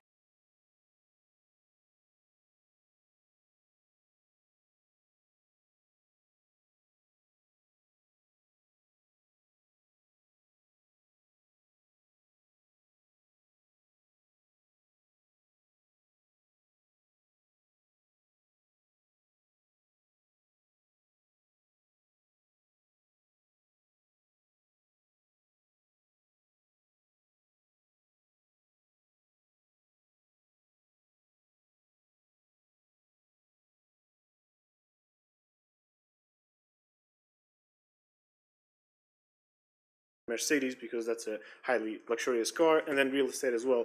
And from then on, you can say tell the machine to basically find someone that has enough money to be interested in Mercedes, and then look up real estate. So then another interesting option there is, of course, as I said, going for different platforms. So Facebook usually tends to have users that are over 35, while Instagram has most users under 35, which again is another way for you to narrow down your audience. And then another interesting option that we found was targeting through job positions. So Facebook allows for you to target people based on what they're doing in a certain company, so based on how high they are ranked in a company. And then other options also, I mean, in Montenegro not specifically, but in other countries you can even look up relationship status and how many children they have, how old the kids are, and those options allow you to narrow down your audience. But all of that is just the technical parts of it. For your strategy, that is why your strategy has to have those steps already implemented into it, or at least have an assumption of what you want to test. Because for most of your users, you're going to be expecting them to have certain things that you think they should have, but they don't not necessarily have it, which is why, as I explained earlier, you do need to set up certain tests for it, and you need to be sure about it after looking at what the results of your ads are. Okay. Great. Maybe I can jump in this one just to challenge maybe this a bit, and we chat this in the also in this context of the local markets and the numbers. As I mean, everything what Jovan said is true, and it's by the playbook, and how it should be done. I think what it's the one thing that it's the most important before setting into everything is what Peter was mentioning in his presentation, in understanding what people do want to achieve and how to get to that. Because let's say we take this example, real estate agent in Montenegro, people interested in real estate, then we narrow it down to people who like BMW. Everyone drives BMW in Montenegro. So it's very important to understand culturally the target audience you're targeting. We can even take the Balkan example. So Montenegro and Serbia are probably the two closest countries, but we can see very culturally huge differences in the way how we maybe consume content, maybe humor and things like that. So there is even there something to consider, you know, how differently can we address. There is some habits that we have and so on, just taking as an example. So I think having this playbook is a way to go, way to start, and then really trying to think about your target audience, the specific of the market and the specifics of what you, the end you would like to achieve. Because let's say from my personal experience, a lot of the local clients, when they get their hands on of a lot of this interest and this and that, that becomes like an obsession for them. And we have people interested in yoga, but they also like to go out, and that's pretty much the whole of the country. So it's I think it's an interesting way how to approach it, in a way to maybe focus more on their own data, which is people who come on the website, and then try to maybe focus more on retargeting and using these kind of tools in order to be sure that they're, let's say, targeting the people who are interested in their business. Because I think everyone in advertising from agency sides can tend to be subjective. For us to, we think we know who wants to buy this or that, and I think we all make a lot of mistakes there. So yeah, this is just something I wanted to add on this. Thank you very much. This is a very good introduction to my next question. So we live in a fast-paced environment. Competition is fierce. Attention spans are fleeting. To my knowledge, the average the attention span of a human is only 8.25 seconds, which is less than a goldfish. Goldfish has a 9-second life attention span. So it's crucial for businesses somehow to use practices that captivate users' attention and actually make a long-lasting impression, because you have only 8 seconds to prove yourself and to make someone to do something, to convert them to an action. So, Dushan, based on your rich experience that you mentioned already, are there any specific creative best practices that businesses should keep in mind when addressing ads for Meta platforms? And also, how can they stand out in a competition that as fierce as it is now? Well, I think that's one crucial thing in setting up your whole funnel and doing advertising is already Tamara mentioned, and we were mentioning here. There is a lot of things that Meta does in the back end that we don't understand, but it does it well. You know, finding people, using its own data to target, but it's the difference how someone will react to your ad. It's the creative, and I think. And this is, I wouldn't say just only Montenegro, not to like pick on Montenegro a lot. It's a lot of other markets, as we are still transitioning from, let's say, other types of advertising, and I'm talking mainly about creative people, from designing billboard to designing TV ads to designing radio ads. So I think a lot of the clients and a lot of the advertisers currently, they do one set of creatives for everything. So I think a creative for an outdoor billboard campaign should look in one way, and let's say Instagram reel should look in another way. So I think that's crucial to look each platform than just Meta, and then to look into Meta what we are trying to achieve and how each format can contribute to achieving better results. Because as you said, there's this, I think, famous intro slide in every marketing strategy with this goldfish, and it's lowering from 8 to 6 to 5. I don't know how much is now seconds of the attention span, and we can all experience this in our daily scrolling life. We scroll so much. There was some interesting data about this in one of the previous Httpool conferences I was. It's like, I don't know, kilometers of scrolling daily.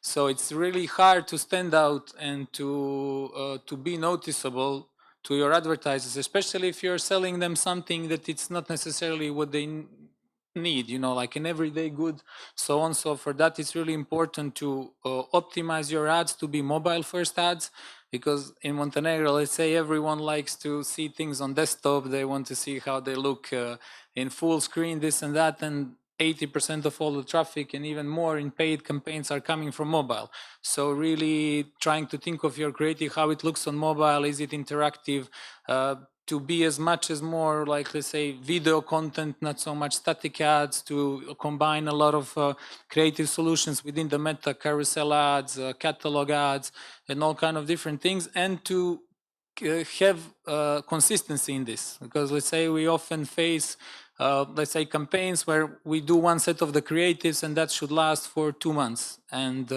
if we show one ad too much to a certain target group of the people, it's going to lose its effects. So I think the second thing is to have, let's say, a creative strategy in place and a sort of a content plan when it comes to producing advertising materials that needs to be changed and updated regularly, and in order to achieve the best results. Your remarks are very insightful, and thank you very much for that. I think that Srećko mentioned earlier today that Coinis is already partnered with Httpool by Aleph. With a focus on affiliate marketing, Coinis established itself as a driving force when it comes to connecting brands and businesses with their target audiences, and they do that in a very effective and efficient way, and they do deliver exceptional results. And today we are privileged to hear about their innovative approach and some challenges that they face on the way. So in your experience, Tamara, what are the most common challenges that businesses face when they advertise on Meta platforms, and how can they overcome them? Wow, Zorka, you're using so many fancy words that I'm like, can I do this? Can I answer this? Kidding. From Faculty of Philology. I have an English background as well. Yeah, good. So definitely, thank you for the question. And definitely there are some challenges, especially if you're new to the business. But for example, as I explained to you, like we've been using other traffic sources. So we generated a lot of revenue from our previous partnerships, and we had serious budgets in the beginning. So one of the challenges that we faced was having an account that we can run immediately with the budgets that we have. So in the beginning, you know that when you start an ad account, you're limited. You have a certain amount of budget that you can spend per day, and this was really slow for us. And we were like, we were not happy with the response that we got from the customer service and the help. So they responded following 48 hours or whatever. And then you open another account, and that account gets immediately restricted. So then you write another ticket. So that's one of the challenges that we like, this slower response rate and being limited to a certain amount of budget per day if you want to spend more and if you want to test more, especially if you have some certain kind of setup going on and you know what you're going to do. So this is one thing when you're like an experienced advertiser. But on the other hand is if you are a new person, like a new business starting in this, it's like the platform has so many options, that you can just get so lost in everything, and then you're like, let me just boost this, and then you click the boost thing and you leave it there. But so that's the thing that is a little bit challenging in the beginning, but luckily there are a lot of sources of information online, and with the help of AI tools you can ask basically anything you want and you will get the results, you will get the responses. So using these tools and information online would help you a little bit more into what challenges would you be facing in the beginning if you are starting new. So that's another challenge. There and the reviewing process of the account and the delay when it comes to when they reject you the ad and you don't know why it is rejected. You're trying to go with their policies. You're reading the policies change, like the ever-changing of the policies. This is something that is really irritating for me, and you constantly need to stay updated with that. And another challenge, well, so many challenges. Another challenge I would say is let me think. I had it, now I lost it. Definitely for example, when you start a campaign, I don't know who had a problem with that, but I had a problem with that. We start a campaign, everything's going on, you go to sleep, you wake up and your payment got declined, all your campaigns stopped. How many people I had, like all your campaigns stopped, and then you're like, and you know how if you stop a campaign, like the results that you have are a little bit damaged, and the campaign is damaged, and you need to be relying on new types of data, and you have to start over again. And you call the bank and you ask them, like, what is wrong with my card? Ma'am, there's enough money on your, like what is going on? And you cannot really do anything about it and just wait. But yeah, so that's another thing about the challenges. So there are many irritating steps in the beginning, but the patience is key. I don't have it, but I'm hoping you do. So that's the thing. Yeah. Well, Tamara's message was to analyze your data, folks. That's really important. So this discussion is really getting interesting as we dive deeper into the advertising industry and its challenges. So maybe Marco can make it even more interesting because he will be answering my next questions. I'm curious to know, Marco, how can businesses leverage the unique features and tools provided by Meta Platforms to enhance their advertising strategies and drive better results? Before leveraging all of the Meta opportunities and capabilities, I would like to remind you that you need to be confident in your business. Like, you have to believe in what you do and to be prepared for when you start advertising on Meta. When it comes to how to grow your business, again, I would have to agree with both Dusan and Jovan, but I will mention again this part of AI and machine learning because I know, and every day I'm hearing about how Meta is trying to make it better. It's so much better than a year ago. It's insane, and I believe that you can leverage it because with AI and machine learning. For the example, if you are selling t-shirts, sometimes, I know Jovan is right again in some point, but sometimes you can leave everything to Meta because it's so that data driven, it has so much like potential, and at the end it will definitely find your right customers for your sales. That will help like your business save time. It will help you save time. So that's one of the advice. Again, I cannot go like specifically for one industry because I'm talking for all of you guys here that are from different industries. But that's one of the biggest points I can make now. Like trust Meta algorithms, trust your business first, and you will get there. Well, thank you. We are all aware of how technologies change very fast, and it is very important to hop on a train and to be open to learn about new trends and to emerge very fast in those trends. So that Meta platforms today are significantly different than they were back then in their earlier iterations, and they do make a lot of effort to improve everything that they can.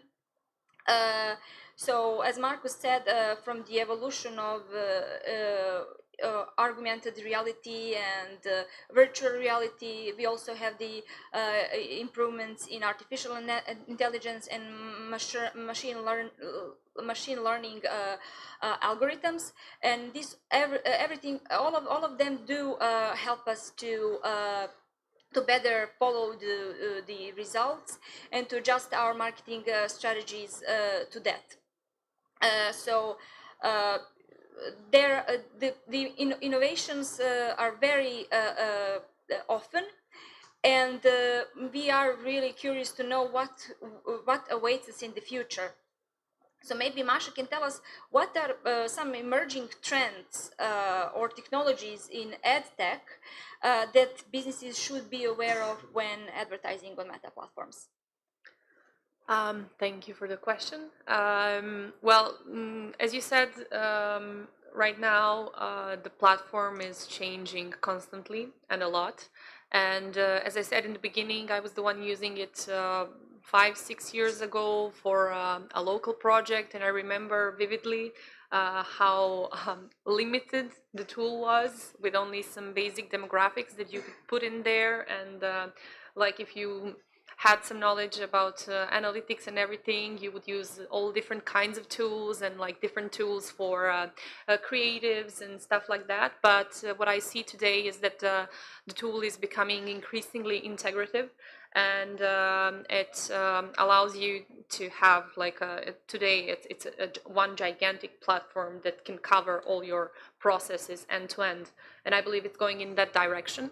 And about the trends, what I see from my personal experience is the increasing popularity of video content across all Meta platforms, and the effort that Meta is putting in there to further popularize this kind of content, to encourage end users to create this content. So it's not anymore only about the video that is created by some experts in the topic, but it's more about influencer marketing, about end users creating that content, expanding and sharing the message about the brands and so on. So that is definitely one of the trends. I don't know if it's an emerging trend. I think it's been going on for a couple of years now, but it's still strong and still going on. So influencer marketing, video content. I believe that privacy, as I mentioned in the previous discussion, is also very important. That we are seeing some of the moves in there, some implementations in the tool itself when it comes to protecting the privacy of the user. AI and ML are definitely there, with already having some sort of automation in some parts of the whole process. So you have more time left for the creative side of things. I also mentioned contextual analysis and semantic analysis, which would be using the data that is not the personal data of the user, but instead behavioral data that can fuel your decision making. And also we see a lot of AI being used in making recommendations for your next moves in the whole advertising process. As Tamara mentioned, there is this granularity that we are offered now. We can dive way deeper.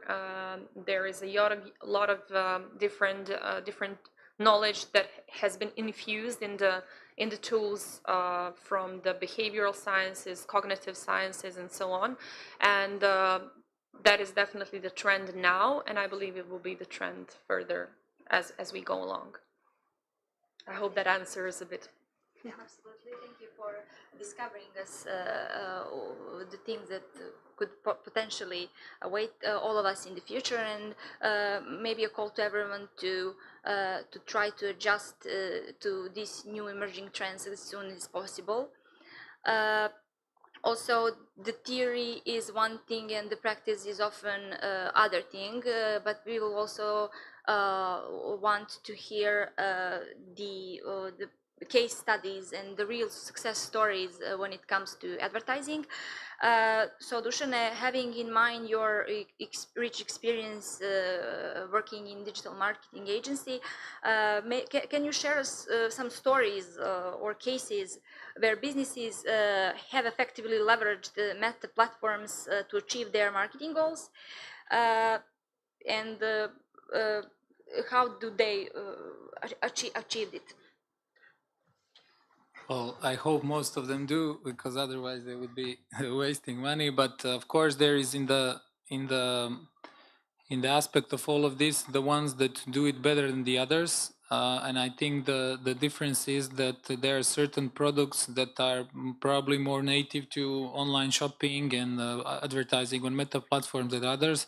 So I think it is again coming back to finding a right product fit to or the service you're advertising.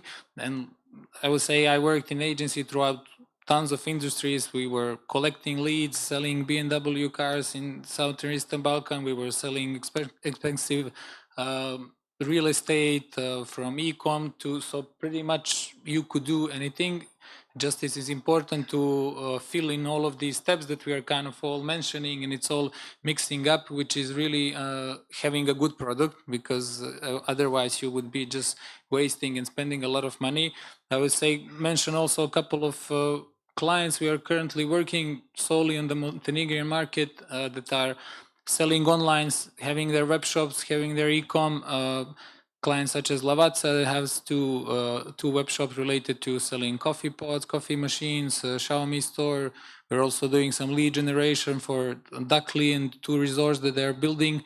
So I would say even those things into the aspects of Montenegro perform extremely well. Maybe we'll get a chance some of the next events to showcase some of these case studies, because all of these performance KPIs and sales KPIs are super respectful to, and maybe even better than most of the markets. So there is a huge opportunity currently here in Montenegro for the other advertisers, for a lot of companies that already have developed their businesses to migrate online, because a lot of it has also changed due to COVID, due to a lot of purchase behaviors, as we are heavily on our mobile phones and we have the highest mobile penetration, I think, in the world. We all have 2-3 phones with us at all the time. So I think there is huge opportunity there. I think what it's lacking currently is education of both in the clients and a lot of the advertisers, because as Marco mentioned, it's all great like AI, machine learning, but you still need to know what to choose. And let's say if we want to generate leads for people who are interested in a real estate, or we just want people to get aware of a certain product, someone to purchase, there is still a lot of setup there. So I think that's things to have in mind for anyone who wants to make an impactful campaign, and in the end to know what they're measuring. I think the easiest way, what we find so far in the local market, that everyone understands sales. So let's say if they spend 1,000 euro and they sell 10,000, that's an easy math for everyone. So I would encourage everyone, because I know of working for big ad agencies that they often refuse to or don't want to be accountable for the results. I think that's the only way to really try to measure everything, to know that every euro that you spent on advertising, how much really have impacted your business. And this is not just, let's say, the buyer's responsibility. It's a whole ecosystem where you need to work with the client, they need to open their own data and so forth. But that's, I would say, the best case scenario in order to get impactful results. Thank you very much. These success stories, and there are many of them really, also Svetlana mentioned some of them earlier today, actually do prove that meta platforms are a powerful tool for advertising and marketing activities. But I would love to know how can we know that we are doing a good job, and how can we know what should we improve? So my point is probably I think that Jovan is also again the best person to answer this question. I'm curious to know how can businesses measure the success of return of investment of their advertising campaigns, and what metrics they should focus on. And maybe if you could tell us the difference between paid and organic reach. Yes. Well, if you want to measure your return on investment, it depends on what your company is trying to do. If, as Dusan explained, you're trying to make money from direct sales, then it's obvious you're just how much you spend on ads compared to how much you sold. But then the other ones are, if you're not selling a direct product, if you're selling, say, yourself, like our politicians do. We have a saying here, they're coming out of your fridge, because they literally are. They're spending all of their money in 15 days before elections, and they're basically abusing our phones and computers and whatnot, and they have no idea what they did with their ads, if they made any success with it, because they cannot know how much a vote's going to cost them from the ads, at least. And that's the interesting part of figuring out how much you're making from your ads and what you're getting from them, because B2B businesses, they don't have an idea for that. They cannot have like a direct correlation between it. They can only assume for it. So for them, they have to set up different goals to be aware of it. One interesting goal is reach. Reach is the number that you get of how many different screens have seen your phone, seen your ad. So this would be one reach from one mobile phone. If you get the same ad of this phone 3 or 4 times, like you would get it from our politicians, that's impressions. So you have to separate those two, and take them apart. Reach is an interesting one, I'm saying, because it is the amount of people that you've informed about your product. They've only seen it once, and you're probably going to forget about it right away, but reach is a good example for it. And then on the other end, you have impressions, whereas you can get users to see your ads multiple times, which is where you get ad recall from. So they're starting to remember your ads because they've seen it hundreds of times within 10 days, because most of our political parties here do not set it up properly, and we get too many ads within 15 days, and I feel like it's just too much, and it's annoying, because I would like to see various different ads, even though I don't like seeing ads on my phone. So that they've gotten to that point. To get back to my point, to measure your conversions or what you're getting from it is the first step you make when you're setting up your campaign, which is to set up your objective. So you need to know what you're aiming for. If you're aiming to get as many people as you want to see your ads, then you're going for reach. If you want to see your people to see your ad as many times as possible, then you're going for impressions. And then if you want leads, of course, you're setting up a leads campaign. And then sales, it's also a sales campaign, whereas you're directly leading them to your website or any other platform you're using for sales. For instance, app installs for your mobile game or similar. Yeah, I think that would be about it for it. Thank you. You really explained in a nice way that not everything in advertising is as easy as it sounds, because advertising industry, as any other industry out there, faces challenges. So I would love to know and hear from Tamara, what are some common mistakes and pitfalls that the businesses should avoid when advertising on Meta platforms, and how can they ensure their campaigns are effective and efficient? Good question, because, well, coming from somebody who did a lot of tests and a lot of definitely mistakes, as every business has in the process of testing and learning. But I would definitely conclude that the biggest mistake that businesses are doing is not analyzing data. This is something that Jovan and Dusan and Masha mentioned as well, and Marco. Data is, let's just see what the AI is doing now. Everything that is AI is based on data, and it's collecting data all the time. So businesses not using data prior to starting their campaigns is the biggest mistake they can make. So first, they have to do the research. Depending on the brand, depending on the product or service, you need to see who your competition is. What are they doing? What are the keywords that are related to your objective? You need to be using, they fail to use the tools that are free and that are really cheap comparing to what you can gain from the data that you collect. And all this analysis could lead to a successful campaign, as well as next to the setup. So not having a good setup for those campaigns, like you do the research and then you start doing the setup, and then the setup is crappy, and then you say, well, why I'm not getting the information that I need? Because you have failed to do the right setup, and then you're not able to do the data analysis, and then you're again in this circle of never-ending story about the data thing. So getting the setup done properly, doing the data analysis about your competition and everything else related to your product is something that could is a common mistake that businesses do. They think that just putting the campaign on and just clicking on the boost button is going to do all the magic. No, it's not. You have to take your product seriously. If you want other people to take your product seriously, you have to take your product seriously. So this would be one of the things two of the things that are definitely with the common mistakes, along with not using these tools that I mentioned. There's free tools like Google Trends, and this could really help you out with finding what your audience really needs. There's like Keyword Planner, there's SEMrush, there's many tools that are there. I mean, starting of course from also AI tools.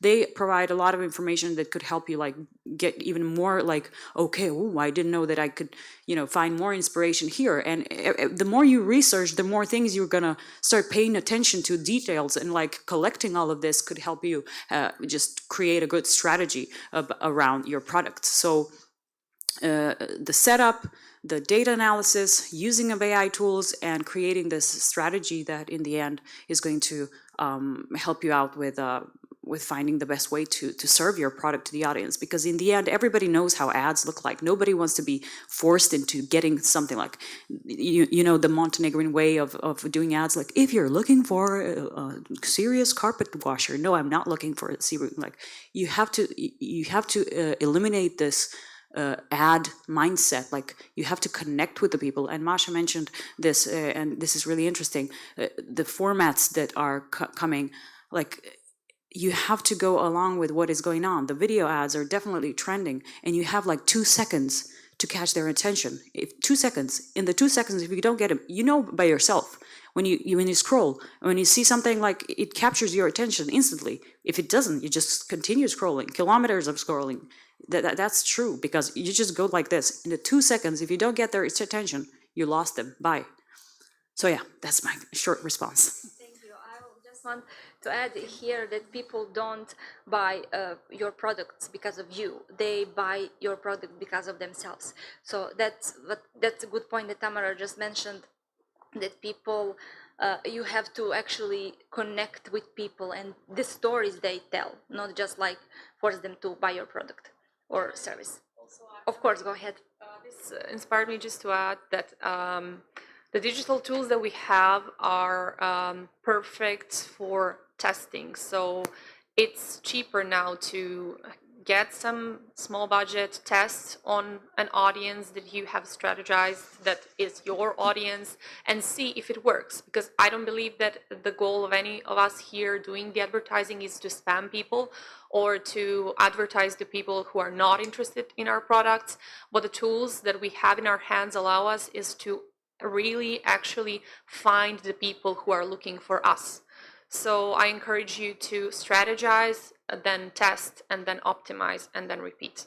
I think that's the thing to do with what we have today.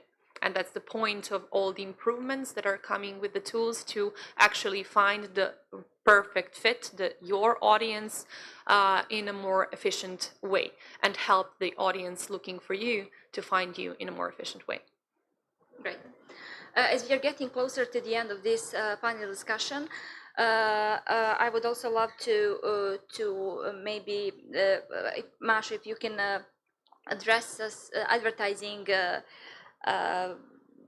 What awaits us in the future when it comes to meta platforms? What are some trends, and are there any upcoming features on when it comes to advertising on meta platforms? Okay, I believe that Marco will help me out with this one, but what I find very, very interesting, that meta platforms allow, and that I could probably have mentioned in the previous question as well about the trends, is this omni-channel experience, which I believe is very important, because today we're not spending our time only on one platform. We are switching in between the platforms, and what Meta allows us is to connect all those experiences and cover all those touch points, and think about all that customer journey from one end to another, and to allows us to be able to serve the user with the right message at the right point of that journey. So that is something that is here now, but I believe is also there to stay and is there for the future. We have mentioned AI and ML already a couple of times. What I believe is going to be there is predictive analytics, further automation, the algorithms telling us what the next best step should be for us, therefore shorten the amount of time that we need to find our target audience. Also, we see Meta's efforts in the VR and AR industries and pushing the metaverse forward. I see that AR is already popular on the platforms. I believe it's going to be even yet more popular. I believe Marco will tell us more about what are the plans in here. And as I mentioned, data protection, data privacy policies, yeah, I believe that's it. I mentioned also influencer marketing. I believe that all of us are brands for ourselves. We all have our personal brands, and we have been taught and we have learned how to present those personal brands on these platforms that have been given to us. So I believe that there is going to be even more disaggregation in this sense, that the individuals will be able to bring forward the brands and share awareness of different products and services. I'm gonna add something that I think it's really important here. Like starting June 5, there's gonna be some update on ads that are targeting EU countries.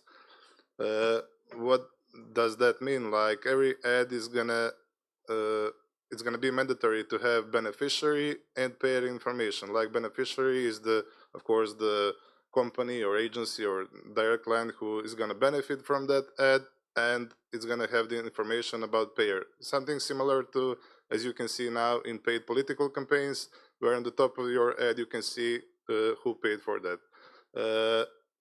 We just heard about it like 5 days ago, so that's the only information I have right now. But again, you can add me, Svetlana, Petar, or anybody from Httpool, and we are going to provide you with more information on LinkedIn, newsletters, or website and social media. That's it. Thank you, Marco, very much. So, third to my last question is for Dusan. What advice would you give to businesses that are just starting to advertising on Meta platforms? Well, I think the most important is if there is a possibility for that to really look for professional help, because I think it's so many ways it looks very easy, and I think Meta also made it to look easy with a lot of these things. You can just tap on your phone and it just says you will reach this amount of people. but those are not probably the most effective ways to do it. So I would definitely encourage everyone to look for some local experts, local agencies to see how they can partner with, how they can help them, because businesses here would save a lot of time.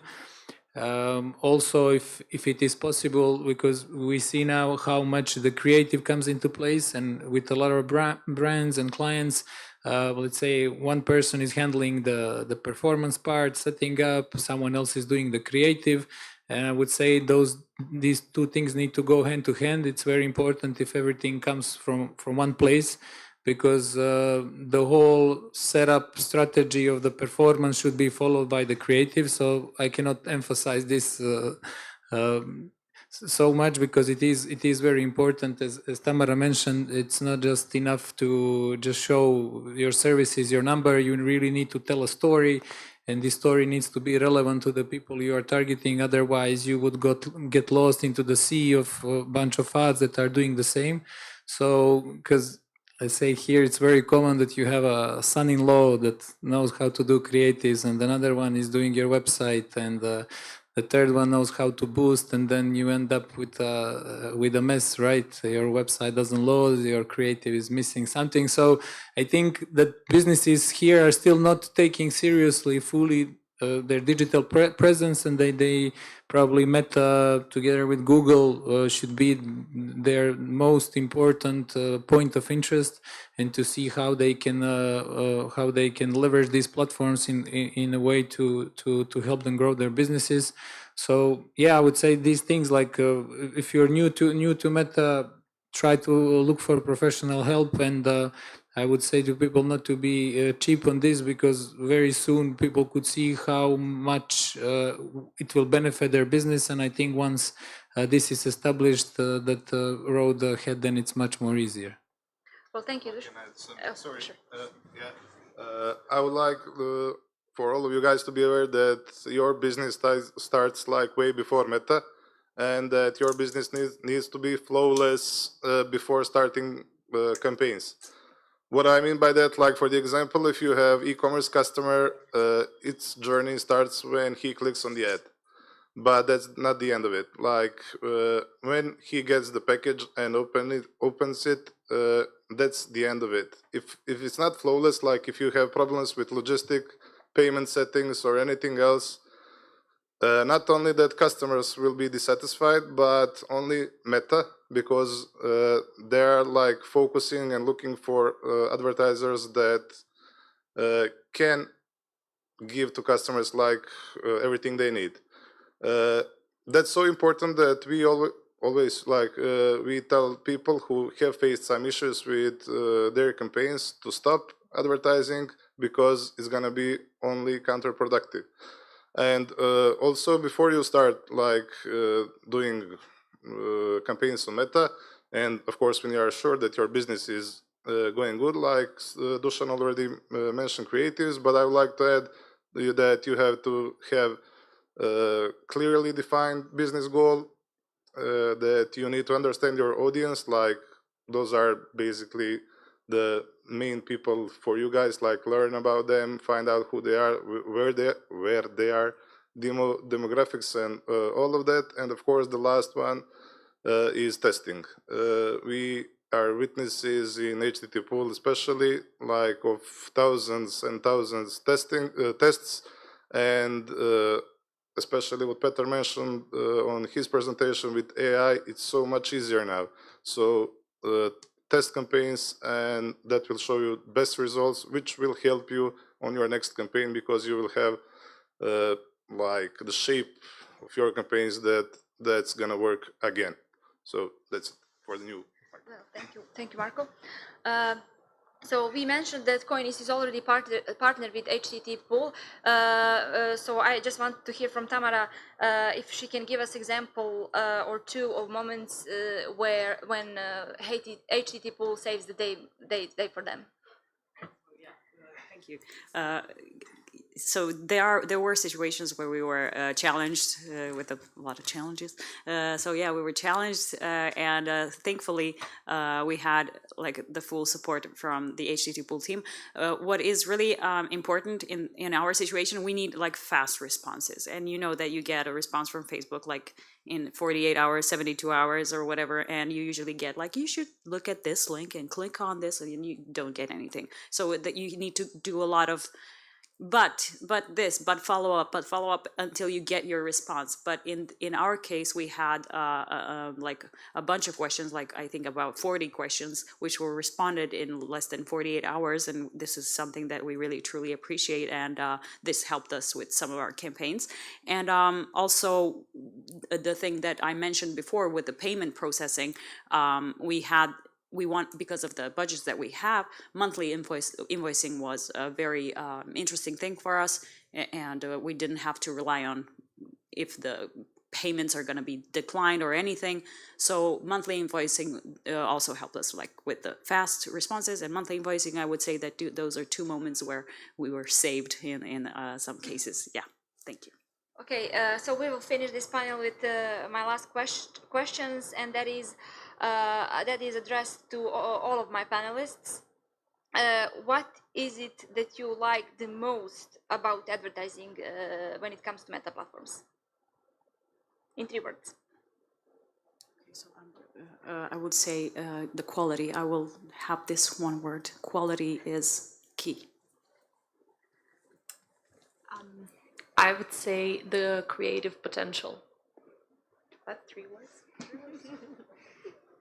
Availability, because Facebook and Instagram is worldwide basically, and you can find users almost anywhere. Measurable insights. Yeah, I would say like data, increased visibility of your business, and of course measurement, as was mentioned. Okay, now I would like to conclude this panel. Before that, go ahead. And allow a question or two from the audience. Do we have any question for our panelists?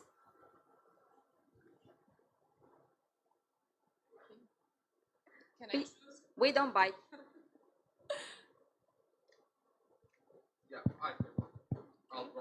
Go ahead. There's the microphone. Yeah. Oh, nice, Mike. Thanks. Yeah, we are well. I was wondering, you were mentioning a lot about the tests regarding the creatives. Do you use dynamic or do you test one by one? I think data expert maybe can answer here. This. Well, you end up using both because the AI is nice and all, but there's some point you have to test about some stuff manually, because A/B testing is good, but you have to tell it what they're testing. You have to tell them what they compare. But then if you're testing stuff manually, you can find data that you don't expect the AI to find. So you essentially end up doing both. So if you set the program up so you say, oh, do me A/B testing, but I'm also going to do A/B testing manually, just to cover all points for it. Because like you do in research in like social studies, you have to cover all points, especially if you're doing like huge budgets and you have to set up months ahead based on your data from the first month. Anyone else? Okay, if anyone can come up with another questions, I invite you to join us for the networking part of this event, where you can ask any one of us, the panelists, the HTTP team, and they will gladly address your question. Thank you once again for joining us and being here today. I hope that you gain some valuable insights from today's session. I personally learned a lot, and it was very interesting to follow this panel as a moderator. Thank you, panelists, for being so kind in cooperation, and for your willingness to come and join us and to address those very important questions that we all have in advertising industry. So that's it. Now you can applause.